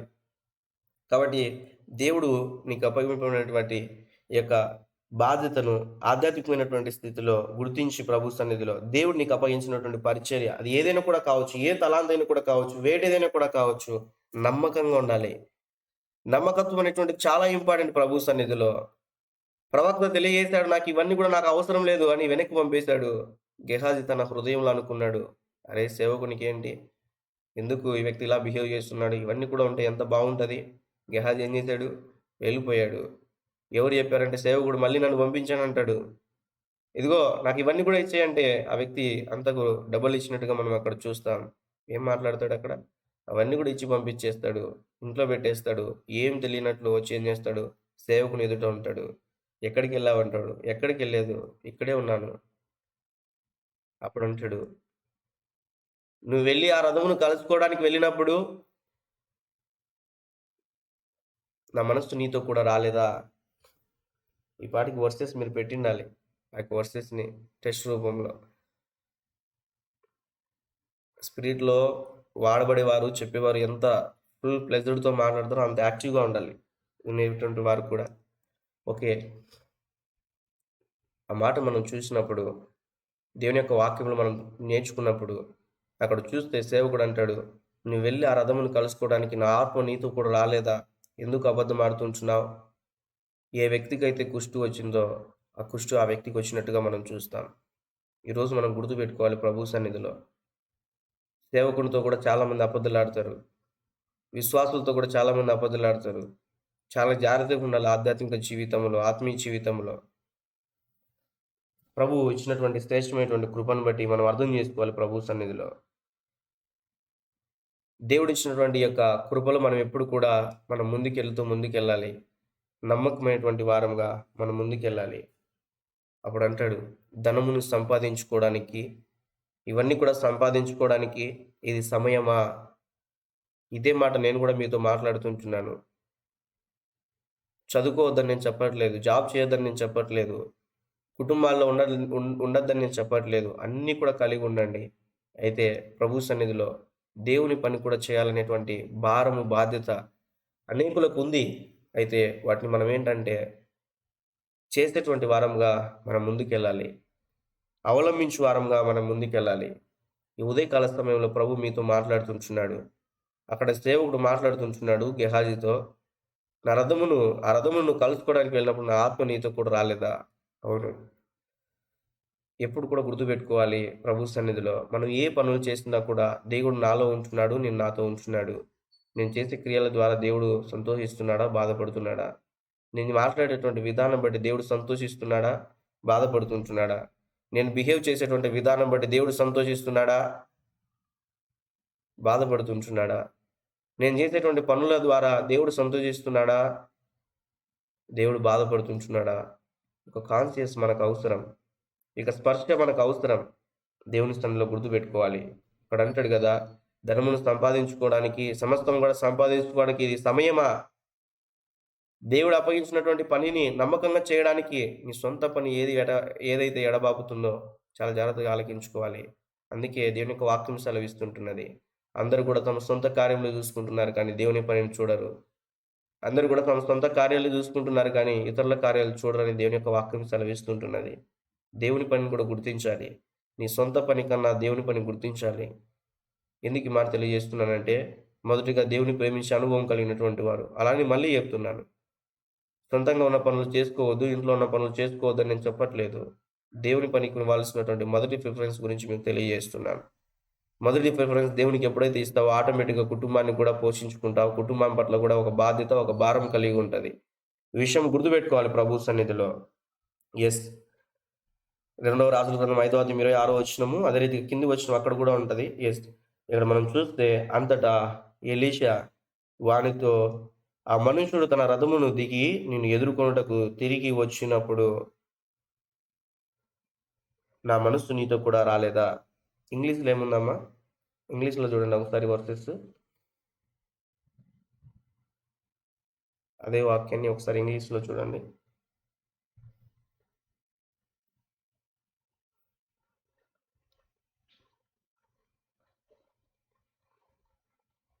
హార్ట్. ఓకే, ఇక్కడ ఆత్మీయంగా మనం అర్థం చేసుకుంటే ప్రభు సన్నిధిలో గుర్తుపెట్టుకోవాలి. అక్కడ నా మనస్సు కూడా అని వ్రాయబడి ఉంటుంది. బిబ్లికల్గా మనం ఆత్మీయంగా మనం అర్థం చేసుకుంటే ఎప్పుడు కూడా దేవుని సేవకుని మనస్సు, దేవుని యొక్క ఆత్మ మనతో కూడా ఉంటుందని మనం గుర్తుపెట్టుకోవాలి. ఇక్కడ అర్థం చేసుకుంటే ప్రభు సన్నిధిలో అక్కడ మాట్లాడతాడు కదా, ఏమంటాడు? ఇదిగో ద్రవ్యమును, వస్త్రములను, ఒలివ చెట్లను, తోటలను, ద్రాక్ష తోటలను, గొర్రెలను, ఎడ్లను, దాసీలను సంపాదించుకోవడానికి ఇది సమయమా అని మాట్లాడుతుంటున్నాడు. అర్థం చేసుకోవాలి ప్రభు సన్నిధిలో ఇవన్నీ కూడా మనకు అవసరమే. అయితే వాటన్నిటికన్నా ముఖ్యంగా ఆయన యొక్క రాజ్యాన్ని, ఆయన యొక్క నీతిని వెతకడం చాలా ప్రాముఖ్యమైనటువంటి విషయం. కాబట్టి ప్రభు సన్నిధిలో గుర్తుపెట్టుకోవాలి. దేవుడు ఇచ్చినటువంటి యొక్క శ్రేష్టమైనటువంటి సన్నిధిని మనం గుర్తుపెట్టుకోవాలి. దేవుడు మనకి ఎటువంటి బాధ్యతలు అప్పచెప్పాడు అవన్నీ కూడా మనం పరిపూర్ణంగా నెరవేర్చే వారంగా మనం ముందుకెళ్ళాలి. ఓకే, కాబట్టి నీ ద్వారా ఏంటంటే దేవుడు అనేకమైనటువంటి సామర్థ్యము కలిగినటువంటి మనుషులను ఏర్పరచుకొని దేవుడు రానున్న దినాల్లో గొప్ప పరిచర్య మనందరి ద్వారా దేవుడు జరిగించనంటున్నాడు. ఆమేన్. Praise God. హల్లెలూయా. ఇక మరొక పాయింట్ మనం గుర్తు చేసుకున్నట్లయితే ప్రభు సన్నిధిలో సంఘము తండ్రి అయినటువంటి దేవుడు కుమారునికి ఇచ్చే ప్రేమ కానుక. నీవు నేను మనం కూడా గుర్తుపెట్టుకోవాలి. సంఘము తండ్రి అయిన దేవుడు కుమారునికి ఇచ్చే ప్రేమ కానుక అంటే నీవు నేను మనం అందరం కూడా దేవుడు మనకి ఇచ్చినటువంటి ఒక గిఫ్ట్ ఏంటంటే యేసుక్రీస్తు ప్రభులు వారు. తండ్రి అయినటువంటి దేవుడు నీకు నాకు మనకి ఇచ్చినటువంటి గిఫ్ట్ ఏంటంటే యేసుక్రీస్తు ప్రభుల వారు, అదే రీతిగా హోలీ స్పిరిట్, పరిశుద్ధాత్మ దేవుడు. విషయాలు గుర్తుపెట్టుకోవాలి. వర్షితాన్ని కూడా త్వరగా చూడండి, సమయం అవుతుంది అనేది నేను త్వరగా క్లోజ్ చేస్తాను. సంఘము తండ్రి అయినటువంటి దేవుడు కుమారునికి ఇచ్చేటువంటి ప్రేమ కానుకగా మనం చూస్తుంటున్నాం. యోహాను సువార్త 6వ అధ్యాయం 37వ వచనము, అదే రీతిగా 10వ అధ్యాయం 29వ వచనము, 17వ అధ్యాయం 6, 9, 24 వచనాలు మనం గమనించినప్పుడు దేవుని యొక్క వాక్యంలో సెలవిచ్చిన రీతిగా చదవండి. ఎవరైనా కూడా వీలున్నవారు త్వరగా ఈ యొక్క మాటను మనం నేర్చుకొని తదుపరి మనం క్లోజ్ చేసుకుందాం. తండ్రి నాకు అనుగ్రహించు వారందరూ నా యొద్దకు వద్దురు, నా యొద్దకు వచ్చు అని నేను ఎంత మాత్రము బయటికి త్రోసివేయను. ఆమేన్. దేవునికి స్తోత్రం. హల్లెలూయా. ఇక్కడ మనం అర్థం చేసుకుంటే ప్రభు సన్నిధిలో దేవుని యొక్క వాక్యం సెలవిస్తుంటున్నది. మీరు 37వ వచనం మళ్ళీ ఒకసారి చదవండి అమ్మా. తండ్రి నాకు అనుగ్రహించు వారందరూ నా యొద్దకు వత్తురు, నా యొద్దకు వచ్చు అని నేను ఎంత మాత్రము బయటికి త్రోసివేయను. ఆమేన్. హల్లెలూయా. ఇక్కడ మనం అర్థం చేసుకుంటే దేవుని యొక్క వాక్యము, దేవుడు ఇచ్చినటువంటి యొక్క సన్నిధిలో మనం అర్థం చేసుకుంటే ప్రభు ఇచ్చినటువంటి మాటను బట్టి నా యొద్దకు వచ్చు వారిని నేను ఎంత మాత్రం కూడా త్రోసివేయవాడని కాదంటాడు. అదే రీతిగా 6వ అధ్యాయం 37వ వచనంలో మనం చూస్తే మీరు నన్ను చూచి ఇండియో విశ్వసింపక ఉన్నారని అక్కడ వారితో అక్కడ మాట్లాడతారు, చుట్టూన్నటువంటి వారిని బట్టి. మనం ఎంత ధన్యులం అంటే, సింపుల్గా చెప్తాను చూడ అర్థం చేసుకోవడానికి. అబ్రహాంతో దేవుడు మాట్లాడాడు, వెళ్ళిపోయాడు. అప్పుడు ఆ కార్యములన్నీ కూడా జరిగించుకున్నాడు. అబ్రహాంకి యేసుక్రీస్తు ప్రభు అంటే తెలియదు, పరిశుద్ధాత్మ దేవుడు అంటే తెలియదు. ఒకవేళ అటువంటి కాన్షియస్ ఉన్నప్పటికీ కూడా ఏంటంటే ఇవన్నీ కూడా కొత్త నిబంధనలు ఉన్నటువంటి క్రియలు వారు చూడలేదు. అర్థం చేసుకోని చెప్తున్నాను, మరి వేరే రకంగా అర్థం చేసుకోకుండా జస్ట్ అర్థం చేసుకోవడానికి. తిరిగి శిష్యులు చూస్తే శిష్యులు ఏ రీతిగా జీవిస్తుంటున్నారు, వాళ్ళు ప్రభువుని చూస్తుంటున్నారు. తిరిగి కొన్ని సమయాల్లో ఏంటంటే అటు ఇటు వెళ్ళిపోతూ ఉంటున్నారు. ఓకేనా. మళ్ళీ తర్వాత ఏంటంటే అపోస్తుల ఇక్కడ తర్వాత సంఘం ప్రారంభించబడినప్పటి నుంచి మనం అవన్నీ కూడా మనం అక్కడ లేము. కానీ అయినా కూడా ఏంటంటే అవన్నీ కూడా కలిగినటువంటి వారందరూ కూడా ఏ రీతిగా జీవించారో, ఏ రీతిగా జీవించకూడదో, ఏ రీతిగా జీవించాలో, దేవుడు ఏమి కోరుకుంటున్నాడో అవన్నీ కూడా ఏంటంటే పరిశుద్ధ బైబిల్ గ్రంథంలో లిఖింపబడి ఉంటున్నాయి. శ్రేష్టమైనటువంటి కృపా ధన్యత ఏంటంటే బైబిల్లో తప్పు చేసినా కూడా వారి పేరు లిఖింపబడ్డాయండి. ఇంకేంటంటే ప్రభుత్వం వాళ్ళ నుంచి మనం నేర్చుకోవడానికి అనేక విషయాలు, ఎలా ఉండాలి ఎలా ఉండకూడదని ప్రతిదీ కూడా బైబిల్ గ్రంథంలో ఉంటున్నది.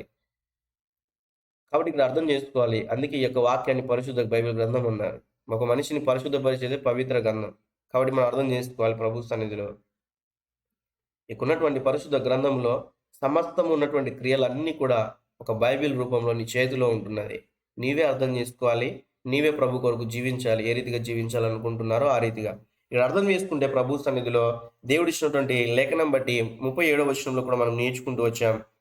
ఉన్నటువంటి విధానం బట్టి ఆ ఇచ్చినటువంటి దేవుడు ఇచ్చినటువంటి యొక్క కృపను మనం ఎప్పుడు కూడా నిరర్ధకం చేసుకోకూడదు, దేవుడు ఇచ్చినటువంటి యొక్క విధానం బట్టి. సో కింది వచనం కూడా చూసినట్లయితే 10వ అధ్యాయము 29వ వచనం కూడా చూడండి.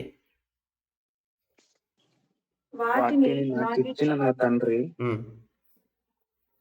అందరికంటే గొప్పవాడు గనుక నా తండ్రి చేతిలో నుండి ఎవడును వాటిని అపహరింపలేడు. ఎస్, ఇక్కడ మనం అర్థం చేసుకుంటే తండ్రి ఏదైతే ఇచ్చాడో వాటి నుంచి ఏ ఒక్కరు కూడా అపహరించడానికి వీల్లేదు, ఎవరు సాధ్యం కూడా కాదు. దేవుడు మనకు కూడా ఏదైతే ఇచ్చాడో, సంఘానికి దేవుడు ఏది ఇచ్చాడో వాటన్నిటి కూడా వేరుపరచడానికి ఏది కూడా వీల్లేదు. ఒకవేళ వేరుపరుస్తుందంటే నువ్వు దేవుని ప్రేమను అర్థం చేసుకోలేదని.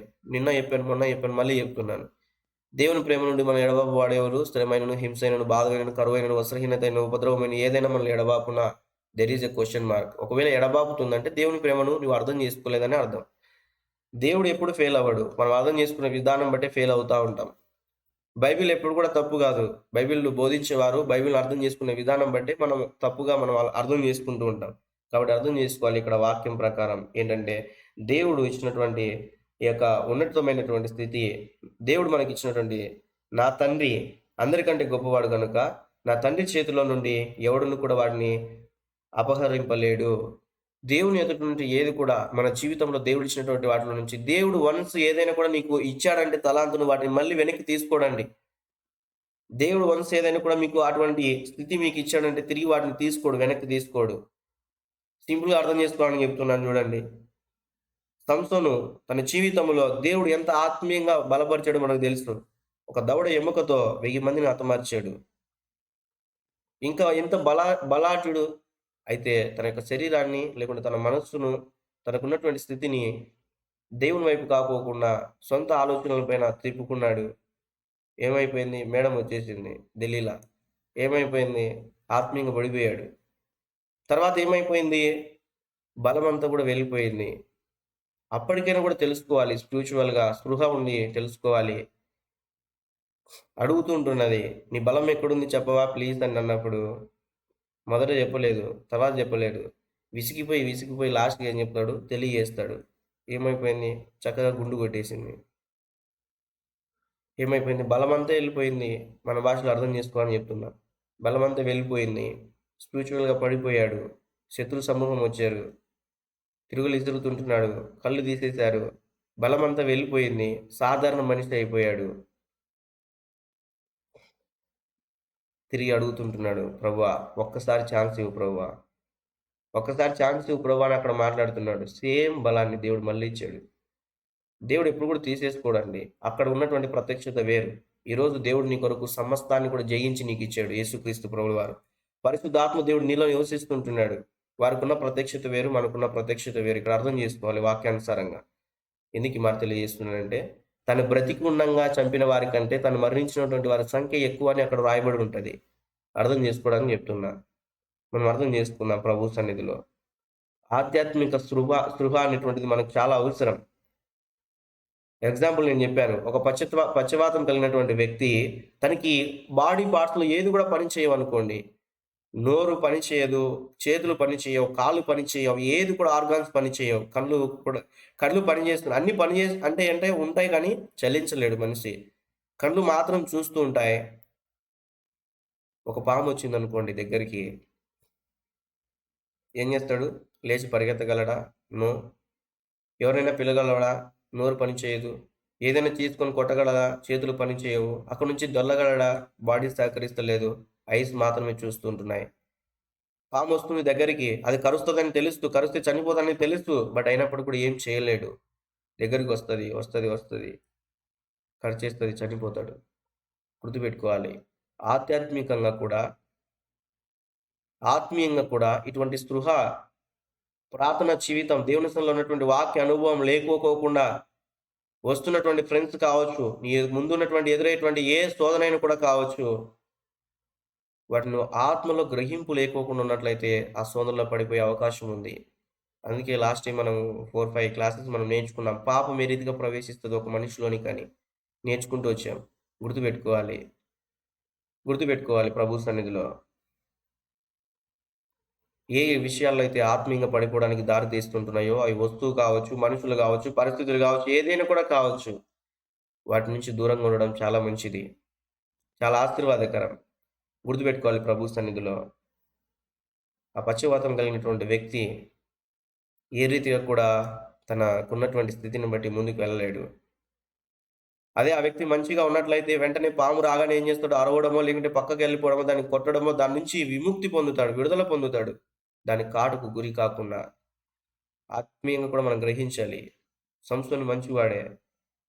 దేవుడు ఎన్నో వాగ్దానాలు ఇచ్చాడు సంసోను నిమిత్తమై, వాళ్ళ పేరెంట్స్కి కూడా. దేవుడు ఎన్నో క్రియలు జరిగించుకున్నాడు తన ద్వారా. ఒక సమయం వచ్చింది, తన సొంత ఆలోచనకు చోటిచ్చాడు.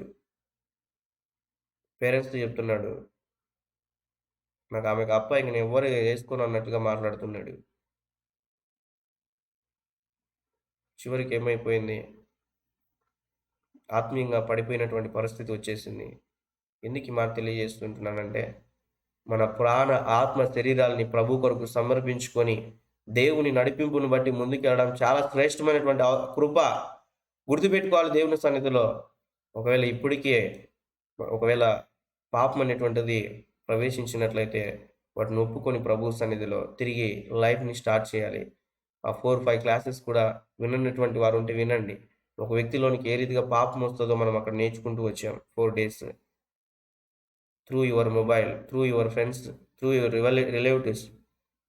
ఈవెన్ దో స్పిరిచువల్ ఫ్రెండ్స్ ద్వారా కూడా ఆత్మీయంగా పడిపోయే అవకాశం ఉంటున్నది.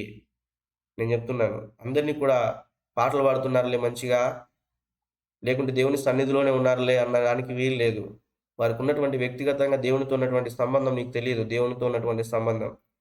కాబట్టి ఆత్మీయంగా ఉన్నటువంటి వారిని చాలా జాగ్రత్తగా, వారితో కూడా చాలా చక్కగా మనం మాట్లాడాలి. వే ఆఫ్ టాకింగ్, థింకింగ్ అన్ని విషయాల్లో కూడా చాలా జాగ్రత్తగా మనం మలుచుకుంటూ ముందుకెళ్ళాలి మన లైఫ్‌ని. అందుకే ఒక దైవజనుడు ఇలా రాశాడు. ఆత్మీయులే నన్ను అవమానించగా, అన్యులే నన్ను అపహసించగా, అంద నీవైతివయ్యా, కొండ నీవే యేసయ్యా. నా జీవితంలో ఆత్మీయులే నన్ను అవమానపరిచారండి అనేక సమయాల్లో. స్టిల్ ఇప్పటికి కూడా కొన్ని సందర్భాల్లో. ఆత్మీయులే నన్ను అవమానపరిచారు. ఎంతోమంది అన్యులు కూడా అపహరిస్తూ ఉంటారు. ఎందుకు ఈ మాట తెలియజేస్తున్నానంటే, ఆత్మీయులు ఎప్పుడు కూడా ఆత్మీయంగానే ఆలోచిస్తారని అనుకోకండి. కొంతమందికి జెలసీస్ పనిచేస్తా ఉంటది. ఎంత ఆత్మీయంగా ఉన్నప్పటికి కూడా. జెలసీ స్పిరిట్ ఉండకూడదు మనలో. గుర్తుపెట్టుకోవాలి ప్రభు సన్నిధిలో. కొంతమంది చక్కగా వాడబడుతుంటే, చాలామంది చర్చెస్‌లో మనం చూస్తూ ఉంటాం. వారు మంచిగా పాటలు పాడితే ఇంకొకరు సరిపోదు. మంచిగా వాక్యం చెప్తే ఇంకొకరు సరిపోదు. వారు మంచిగా వాడబడుతుంటే ఇంకొకరు సరిపోదు. ఇటువంటి స్వభావం ఉండకూడదు. నీకు చేతనైతే నువ్వు కూడా వాడబడు ప్రభు కొరకు. అంతేగాని ఎవరిని కూడా వెనక్కి లాగడానికి ప్రయత్నం చేయకు ప్రభు సన్నిధిలో. యేసు అన్న అదే చెప్తాడు. అన్న ఇంకొక మాట అంటాడు. అక్క కూడా అట్లే అంటది స్వాదక్క. అక్క ఎలా అంటే, వాళ్ళు కుళ్ళుకున్నారనుకో ఇంకా కుళ్ళుకుండా ఏస్తా అంటది. అలా అని కాదు కానీ దాని అర్థం ఏందంటే, ప్రభు సన్నిధిలో గుర్తుపెట్టుకోవాలి. దేవుని సన్నిధిలో గుర్తుపెట్టుకోవాలి. దేవుని సన్నిధిలో మనము ఎటువంటి స్థితిలో ఉంటున్నాం. అనేక సందర్భాల్లో మీకు కూడా ప్రాక్టికల్ లైఫ్ ఉంటాయి. ఆత్మీయులు మిమ్మల్ని అర్థం చేసుకునేటువంటి పరిస్థితుల్లో ముందుకు వెళ్ళి ఉండవచ్చు. అన్యులు ఆవహించేటటువంటి విధానంలో ఉండవచ్చు. ఎన్నో సందర్భాల్లో మీకు కూడా ఎదురవుతాయి. ఎప్పుడంటే మీరు రియల్‌గా ప్రభు సన్నిధిలో దేవుడి ప్రేమలో ఉన్నప్పుడు. దేవుని సన్నిధిలో గుర్తుపెట్టుకోవాలి. ఈ యొక్క ఉదయకాల సమయంలో దేవుడు మనతో మాట్లాడుతున్నటువంటి విషయాలు. సో, దేవుడు మనకిచ్చినటువంటి యొక్క కానుక ఏంటంటే, మనమందరం కూడా మనలో దేవుడు నివసించడానికి దేవుడిచ్చినటువంటి కృప. చివరిగా ఈ యొక్క మాట మనం గుర్తు చేసుకున్నట్లయితే వర్సెస్ సెండ్ చేయండి త్వరగా. సంఘము పరలోక పౌరసత్వము గలది. పరలోకపు పౌరుషత్వం కలిగినటువంటిది సంఘం. యెస్. అప్పుడు సంసోను ప్రభువా దయచేసి నన్ను జ్ఞాపకం చేసుకోమని ప్రార్థన చేసినప్పుడు దేవుడు తిరిగి కూడా బలపరిచాడు. దేవునికి స్తోత్రం. చూడండి ఆ యొక్క వర్సెస్ త్వరగా మనం క్లోజ్ చేసుకుందాం. ఫిలిప్పి 3:20. అదే రీతిగా పేతుకు రాసినటువంటి మొదటి పత్రిక 2వ అధ్యాయం 11వ వచనంలో కూడా మనం చూస్తే, మన పౌరస్థితి పరలోకమందు ఉన్నది. అక్కడ నుండి ప్రభువైన యేసుక్రీస్తు అను రక్షకుని నిమిత్తము కనిపెట్టుకొని ఉన్నాము. కాబట్టి మన పౌరసత్వం ఎక్కడుందంటే పరలోకంలో ఉంటున్నది. చిన్నప్పుడు ఒక మాట, ఒక శ్లోకంలాగా ఒకటి ఉండేది, ఒక వర్డ్. నేటి బాలలే రేపటి చెప్పండి, ఫుల్ఫిల్ చేయండి. పౌరులు. పౌరుడు అంటే ఎవరు? దేశాన్ని కాపాడేవాడు కావచ్చు, లేకుంటే సొసైటీని కాపాడుకునేటువంటి వ్యక్తి కావచ్చు, ఏదైనా కూడా ఒక దాని మీద పోరాడేటువంటి వ్యక్తి కావచ్చు. అందుకే చిన్నపిల్లల విషయంలో అలా వాళ్ళు స్కూల్కి వెళ్ళేటప్పుడు వాళ్ళని ప్రోత్సహించడానికి అలాంటి మాటలు మాట్లాడేవారు. ఇప్పటికి కూడా ఉంటది. కొన్ని స్కూల్స్కి వెళ్ళే వాళ్ళకి ఆ పీరియడ్లో మనం నేర్చుకుంటూ వచ్చాం కదా ఆ సమయాల్లో. నేటి బాలలే రేపటి పౌరులు, అందరం కూడా బడులకు పంపిద్దాం అని అందరం కూడా ఏంటంటే ఒక బోర్డు పెట్టుకొని వీధులు తిరిగేవాళ్ళం అప్పుడు స్కూల్కి వెళ్తున్నటువంటి సమయంలో. అక్షరాస్యతను ఉండకోకుండా అందరూ కూడా మంచిగా చదువుకోవాలి, ఎవరిని కూడా చిన్నపిల్లలుగా ఉన్నటువంటి వారిని కష్టపెట్టకూడదు, లేకుంటే పనులకు పంపించకూడదు అనే ఒక రీతిగా నేటి బాలలే రేపటి పౌరులని అలా చెప్పేవాళ్ళు. ఓకే, జస్ట్ సందర్భం వచ్చింది కాబట్టి గుర్తు చేశాను. కాబట్టి ఇక్కడ అర్థం చేసుకోవాలి ప్రభు సన్నిధిలో ఇక 2 విషయాలు మనం అర్థం చేసుకుంటే, మన పౌరసత్వం పరలోకంలో ఉంటున్నది. మనం పోరాడవలసినటువంటిది ఏంటంటే భూమి మీద జరిగేటువంటి క్రియల నిమిత్తం కాదు. ఆస్తులు లేవని, అంతస్తులు లేవని, అందం లేదని వీటిపైన కాదు మన పోరాటం. ఒక అమ్మాయి ఏం చేసిందంటే తెల్లగా రావాలని అవి ఇవి అన్నీ కూడా పూసుకునింది ముఖానికి. లాస్ట్ నుండి ముఖం కూడా పోయింది. నాకు తెలిసిన ఒక అక్క, జస్ట్ ఊరికే చెప్తున్నాను నవ్వుకోవడానికి. ఎందుకు ఈ మాట తెలియజేస్తున్నానంటే, ప్రభు సన్నిధిలో గుర్తుపెట్టుకోవాలి. దేవుడు మనకి ఏదైతే ఇచ్చాడో వాటిలో సంతోషించాలి. లేటి వాని కొరకు మనం ప్రయాసపడి, వాటి గురించి బాధపడి, చింతించి వెళ్ళిపోవాల్సిన అవసరం మనకు లేదు. గుర్తుపెట్టుకోవాలి. మన పౌరసత్వం పరలోక రాజ్యంలో ఉంటున్నది. పేతురు రాసినటువంటి మొదటి పత్రిక 2వ అధ్యాయం 12వ వచనంలో మనం చూస్తే, అన్యజనులు మిమ్మల్ని ఏ ఏ విషయములలో దుర్మార్గులను దూషించుదురో ఆయా విషయములలో వారు ఏ రీతిగా అంటే, మీ సత్క్రియలను చూచి వాటిని బట్టి దినమున దేవుని మహిమపరచునట్లు వారి మధ్య మంచి ప్రవర్తన గల వారై ఉండవలనని మిమ్మల్ని బ్రతిమాలుకొనుచున్నాను.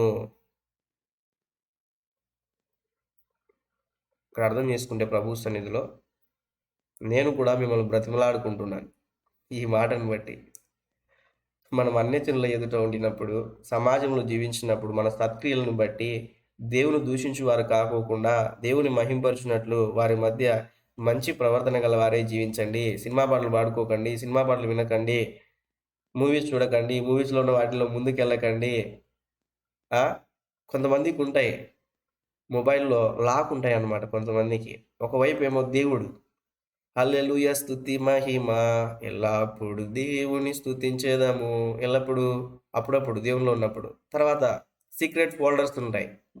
గాడ్ సాంగ్స్ అని ఒక ఫోల్డరు, ఇంకా మూవీ సాంగ్స్ అని ఒక ఫోల్డర్, ఇలా ఉంటాయి. మెయింటైన్ చేస్తూ ఉంటారు ఇలా కొంతమంది. అందరు కాదు నేను చెప్పేది. నేను చూసిన కొంతమంది యూత్ని బట్టి నేను మాట్లాడుతున్నాను, చూసిన వారిని బట్టి. లాక్ తీరా అంటే తీయడోడు. తెలిసిపోద్ది కదా బండారం అంతా కూడా. లాక్ తీరా అంటే తీయడు. దేవుని విషయాలకేమో లాక్ ఉండవన్నమాట. ఎందుకంటే చూస్తానే అబ్బా వీడు ఎంత భక్తిపరుడు అనుకోవాలి కదా, లేకుంటే ఈమె ఎంత భక్తిపరురాలు అనుకోవాలిగా. నాకు కూడా దేవుని సన్నిధికి రాకముందు కొన్ని పాటలు అంటే ఇష్టం ఉండేవి, లోకానుసారమైనవి. అవి తరచూ వినేవాడిని. తర్వాత దేవునిలోకి వచ్చిన తర్వాత అన్నీ కూడా విడిచిపెట్టాను. అన్నీ కూడా డిలీట్ చేశాను మొబైల్లో నుంచి. అన్నీ కూడా నా మనసులోంచి తీసేశాను. ఎందుకు ఈ మాట చెప్తున్నానంటే, లోకానుసారమైనటువంటి స్థితి ఏది కూడా మనలో పని చేయకూడదండి. మనం ప్రత్యేకింపబడినటువంటి వారము. లోకంలో నుంచి దేవుడు మనల్ని ఏర్పరచుకున్నాడు. దేవుడు వెలుగు, నీవు వెలుగుగా ఉండాలి. ఆర్పుకునే స్థితిలో ఉండకూడదు. ఆర్పేసే స్థితిలో కూడా ఉండకూడదు. ఆర్పుకునే స్థితి అంటే దేవుని ప్రేమను అర్థం చేసుకోకపోవడం, ఆర్పే స్థితి అంటే ఎదుటి వాళ్ళని ఆర్పేయడం, ఆత్మీయంగా ఉండేటువంటి వారిని. ఇవి రెండు కూడా మనలో ఉండకూడదు. Very good, thank you Naresh. ఇక్కడ ఎందుకు ఈ మాట తెలియజేస్తున్నా అంటే, ప్రభు సన్నిధిలో మన ఆత్మీయ జీవితాల్లో మనమందరం కూడా ఒరిజినల్, డూప్లికేట్ కాదు. అనేక డూప్లికేట్ ద్వారా ఒక ఒరిజినల్ చేయలేం. ఒక ఒరిజినల్ ద్వారా ఎన్ని డూప్లికేట్లు అయినా వస్తాయి. అంటే ఏంటి దానికి అర్థం అంటే, ఒక ఒరిజినల్, దేవుడు నేను ఒరిజినల్గా ఉండాలని చూసుకుంటున్నాడు. నీ ద్వారా అనేక మంది వెలిగింపబడాలి. ఒక కొవ్వొత్తి చాలండి, లక్షల కొవ్వొత్తులైన కూడా వెలిగించవచ్చు అది వెలుగుతూ ఉన్నప్పుడు. కోట్ల కొవ్వొత్తులైన కూడా వెలిగించవచ్చు అది వెలుగుతూ ఉన్నప్పుడు. నీవు కూడా వెలిగే కొవ్వొత్తిగా ఉండాలి, వెలిగే మనిషిగా ఉండాలి. దేవుడు వెలుగై ఉన్నాడు, లోకం గుర్తించదు. నిన్ను కూడా గుర్తించకపోవచ్చు, బట్ నీ వెలుగై ఉన్నావు. దేవునిలో ఉన్న వారందరూ కూడా వెలుగు సంబంధులు. నీ ద్వారా అనేక మందిని దేవుడు వెలిగించాలనుకుంటున్నాడు. నువ్వు ఆర్పుకునే స్థితిలో ఉంటున్నావా, ఆర్పేసే స్థితిలో ఉంటున్నావా, వెలిగే స్థితిలో ఉంటున్నావా? మనల్ని మనమే పరీక్షించుకోవాలి ప్రభు సన్నిధిలో. స్పిరిచువల్గా ఏదైతే నిన్ను ఆటంకపరుస్తుందో దేవుని సన్నిధిలో నుంచి, దేవుని ప్రేమల నుంచి, వాటన్నిటి కూడా తొలగించేసుకో. అది చాలా మంచిది, చాలా మంచిది ప్రభు సన్నిధిలో. అది మనుషులు కావచ్చు, వస్తువులు కావచ్చు, ఏదైనా కూడా కావచ్చు. ఆత్మీయంగా నిన్ను ఏదైతే వెనక్కి లాగేస్తుంటున్నదో మరొకసారి తెలియజేస్తున్నా, వాటినన్నిటిని కూడా వదిలేసుకోవడం చాలా మంచిది ప్రభు సన్నిధిలో. దేవుని ఆత్మ నడిపింపులోనికి రండి. ఆత్మ శరీరాన్ని ప్రభు కొరకు సమర్పించుకొని దేవుని కొరకు సిద్ధపడినటువంటి జీవితం కలిగి ముందుకెళ్ళండి. దేవునికి స్తోత్రం. ప్రభు సన్నిధిలో నేను వెలిగాను, వెలిగించడానికి అనేక మందికి వెలిగించడానికి ప్రభు కొరకు ప్రయాసపడుతుంటున్నాను అన్న అంటాడు నా ఆత్మీయ తండ్రి. ఒక బల్బు పగలగొట్టే బల్బుకే అంత పవర్ ఉంటే ఎన్ని ఓట్స్ అయినా కూడా కావచ్చు. ఏమంటారు, వాట్స్ కదా, ఎస్, ఎన్ని వాట్స్ అయినా కూడా కావచ్చు. దాని వెలుగు కిందికి వచ్చి ప్రజలు ఏం చేస్తున్నారు, భోంచేస్తున్నారు, సుఖిస్తున్నారు, సంతోషిస్తుంటున్నారు. ఆ వెలుగు కింద అందరూ కూడా ఉంటున్నారు. అటువంటి పగలగొట్టే వెలుగుకే అంత స్టామినా ఉంటే, జీవం కలిగినటువంటి దేవుని యొక్క బిడలమైనటువంటి నీవు, ఆ వెలుగు అయినటువంటి క్రీస్తులో ఉన్నటువంటి నీవు, ఆ వెలుగు నీలో నివసిస్తున్న నీవు ఎంత వెలుగుతూ అనేకులను వెలిగించాలి, నీకెంత స్టామినా ఉంది ఒకసారి ఆలోచిద్దాం. పక్కన ఉంటుంది కదా బల్బు, బాలెట్, ట్యూబ్లైట్, దాన్ని పగలగొట్టని తెలుస్తుంది. పగలగొడితే పగిలిపోతుంది కదా. వెలుగు అదే స్విచ్ చేస్తే వెలుగుతుంది. దాని కింద మనం అందరం కూడా ఉంటాం. చదువుకున్నప్పుడు మంచిగా కరెంట్ వెళ్ళిందనుకో, అబ్బా ఇప్పుడే వెళ్ళిపోవాలా మంచిగా, ఇంకేమో ఇంకా మొత్తం అంతా కూడా ఆ రోజే చదువుతున్నట్టు ఫీలింగ్ అనమాట. ఇంకా ఏదైనా కూడా ప్రోగ్రామ్ చూస్తున్నప్పుడు, టీవీ చూస్తున్నప్పుడు కరెంట్ పోయిననుకో ఇంకా చూడాలప్ప, ఇంకా తిట్టుకుంటారు అనమాట. లైన్ మ్యాన్ నుంచి స్టార్ట్ చేస్తారు. ఇంకా పవర్ పోయినప్పుడు అక్కడి నుంచి స్టార్ట్ చేసి ఇప్పుడే కరెంట్ పోవాలా, మంచి సీన్ మిస్ అయిపోయింది. ఏం చేస్తా ఉంటారంటే అక్కడి నుంచి స్టార్ట్ చేసి ఇంక అందరిని కూడా తిట్టుకుంటూ వస్తారు మనసులో బయటికి అందరు. కాబట్టి అర్థం చేసుకోవాలి ప్రభు సన్నిధిలో. ఎందుకు ఈ మాట తెలియజేస్తున్నానంటే, ప్రభు సన్నిధిలో మన సత్క్రియలు, అందరి విషయాల్లో మన ప్రవర్తన, మొన్న కూడా చెప్పాను 4 days టీచ్ చేసేటప్పుడు, నీ బిహేవియర్ నీ క్యారెక్టర్ను చూపిస్తుంది. నువ్వు నడుచుకునేటువంటి పద్ధతే, నువ్వు జీవించేటువంటి విధానమే నీ యొక్క క్యారెక్టర్. ఏమంటారు క్యారెక్టర్ని తెలుగులో?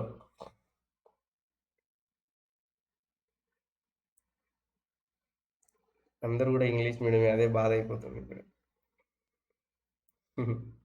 చెప్పండి. వ్యక్తిత్వం. గుడ్. మన ప్రవర్తనే మన యొక్క వ్యక్తిత్వాన్ని గుర్తు చేస్తుంది. థ్యాంక్ యూ అక్క.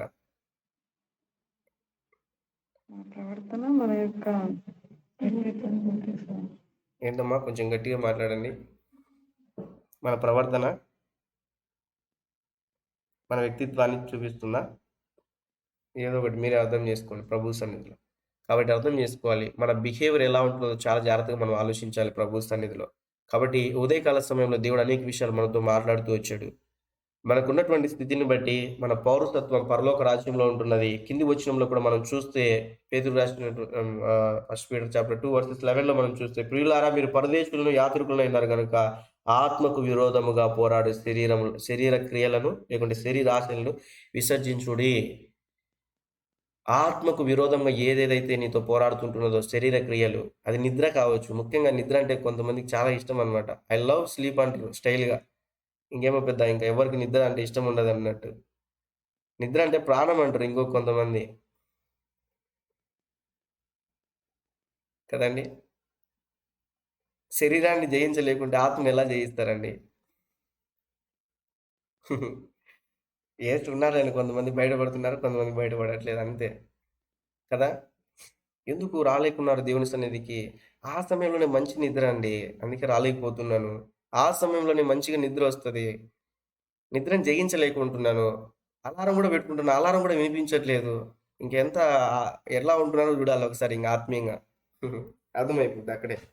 కాబట్టి ఇక్కడ అర్థం చేసుకోవాలి ప్రభు సన్నిధిలో మన యొక్క స్థితి అంతా కూడా పరలోక రాజ్యంలో ఉంటున్నది. అదే రీతిగా ఏంటంటే దేవుని యొక్క మీరు యాత్రికులను ఉన్నటువంటి విధానం, మీ పరదేశంలో యాత్రికులై ఉన్నారు కనుక ఆత్మకు విరోధంగా ఉన్నట్టు ప్రతిదీ కూడా విసర్జించాలని దేవుని యొక్క వాక్యం సెలవిస్తుంది. ఒక వ్యక్తి టూరిజంకి వెళ్ళినటువంటి వ్యక్తి అక్కడే సెటిల్ అవ్వడు, కానీ తిరిగి వస్తాడు. మనం కూడా యాత్రా జీవితం కలిగి లోకానికి వచ్చాం తల్లి గర్భం ద్వారా. పరిశుద్ధంగా విందాం.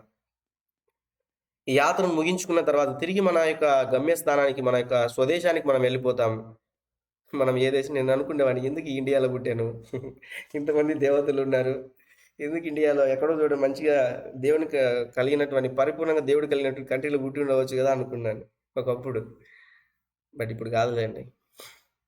ఎందుకు ఈ మాట తెలియజేస్తున్నానంటే, ఈ యొక్క దేశము, ఈ ప్రాంతము, ఈ కుటుంబము, ఈ వ్యక్తులు, మనలో ఉన్నటువంటి ఎవ్వరు కూడా శాశ్వతంగా మనతో ఉండరు. కానీ దేవుని ప్రేమను మనం అర్థం చేసుకున్నప్పుడు శాశ్వతమైనటువంటి లోకం మన జీవితము అక్కడ దాచిపడి ఉంటున్నది, మన పౌరసత్వము.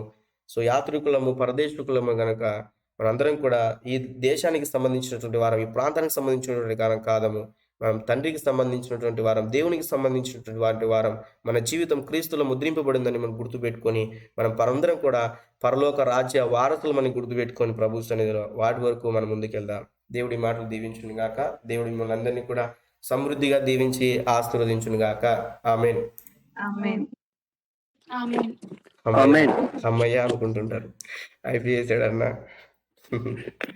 ఓకే, కంటిన్యూ మా లీడ్ చేస్తున్నారు, ప్రొసీడ్ అవ్వండి. Thank you so much.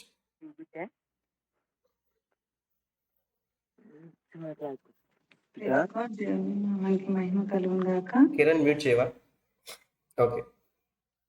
Thank you అన్నయ్య. ఈ ఉదయకాల సమయంలో అనేక విషయాలు మాతో పంచుకున్నందుకు. సో సంఘమైనటువంటి మనము ఏ విధంగా జీవించాలి అనే అనేక విషయాలు మేము నేర్చుకొని ఉంటున్నాం ఈ ఉదయకాల సమయంలో. సత్యమునకు స్తంభంగా మనం ఉండాలని మనం నేర్చుకొని ఉంటున్నాం. సో స్తంభం పిల్లర్ చూస్తే ఒక రూమ్ కానీ ఏదైనా స్టాండర్డ్ గా ఉండాలంటే సో పిల్లర్ చాలా మోస్ట్ ఇంపార్టెంట్. ఆత్మీయ స్థితిలో ఉన్న మనం కూడా సత్యంను ప్రకటించేవారుగా ఉండాలి. సత్యం సో మనము మనల్ని ఎవరైనా రికగ్నైజ్ చేయాలంటే కూడా సో వీళ్ళు సత్యం పలికేవారు అని ఆ విధంగా రికగ్నైజ్ చేయాలి. సో వీళ్ళు అబద్ధం ఆడరు, సత్యాన్ని ప్రకటిస్తారు, సత్యాన్ని బోధిస్తారు, సత్యమే మాట్లాడతారు అనే విధంగా మనం ఒక ఐడెంటిటీ కలిగి ఉండాలి అని మనం నేర్చుకుంటున్నాం. సో ఇంకా అనేక విషయాలు మనం నేర్చుకున్నాం. ప్రభు సన్నిధిలో మనము దైవిక సత్యాన్ని ప్రకటించే వారిగా మనం ఉండాలని, ప్రభు కృప ద్వారా మనము భద్రపరచబడి ఉంటున్నాం అని చెప్పేసి తుమ్మకర్రగా మనము ఉంటున్నప్పటికీ కూడా ప్రభు మనల్ని ఏ విధంగా అయితే ఒక ఇత్తడి రేకు పొదిగించబడి ఉంటుందో ఆ విధంగా ప్రభు కృపను బట్టి మనము భద్రపరచబడి ఉంటున్నామని మనం నేర్చుకొని ఉంటున్నాం. సో ప్రభు మనకి ఇచ్చినటువంటి పరిచర్య పట్ల మనం బాధ్యత కలిగి ఉండాలి, భారం కలిగి ఉండాలి. భారం అంటే ఇది బర్డెన్ గా కాదు. సో ఇవి రెండు వైస్ వర్సా, రెండు ఈక్వల్ గా మనలో వర్క్ చేయాలి అని మనం నేర్చుకొని ఉంటున్నాం. ప్రభు సన్నిధిలో నమ్మకంగా ఉండే జీవితాలు కలిగి ఉండాలని మేము నేర్చుకొని ఉంటున్నాం అన్నయ్య. సో ప్రభు మనకి ఏది ఇచ్చినా కూడా సంఘ పెద్దలు కానీ లేకపోతే మందిరంలో ఉన్న దైవ సేవకులు, కుటుంబంలో తల్లిదండ్రులు మన పైన కొన్ని బాధ్యతలు ఇస్తా ఉంటారు.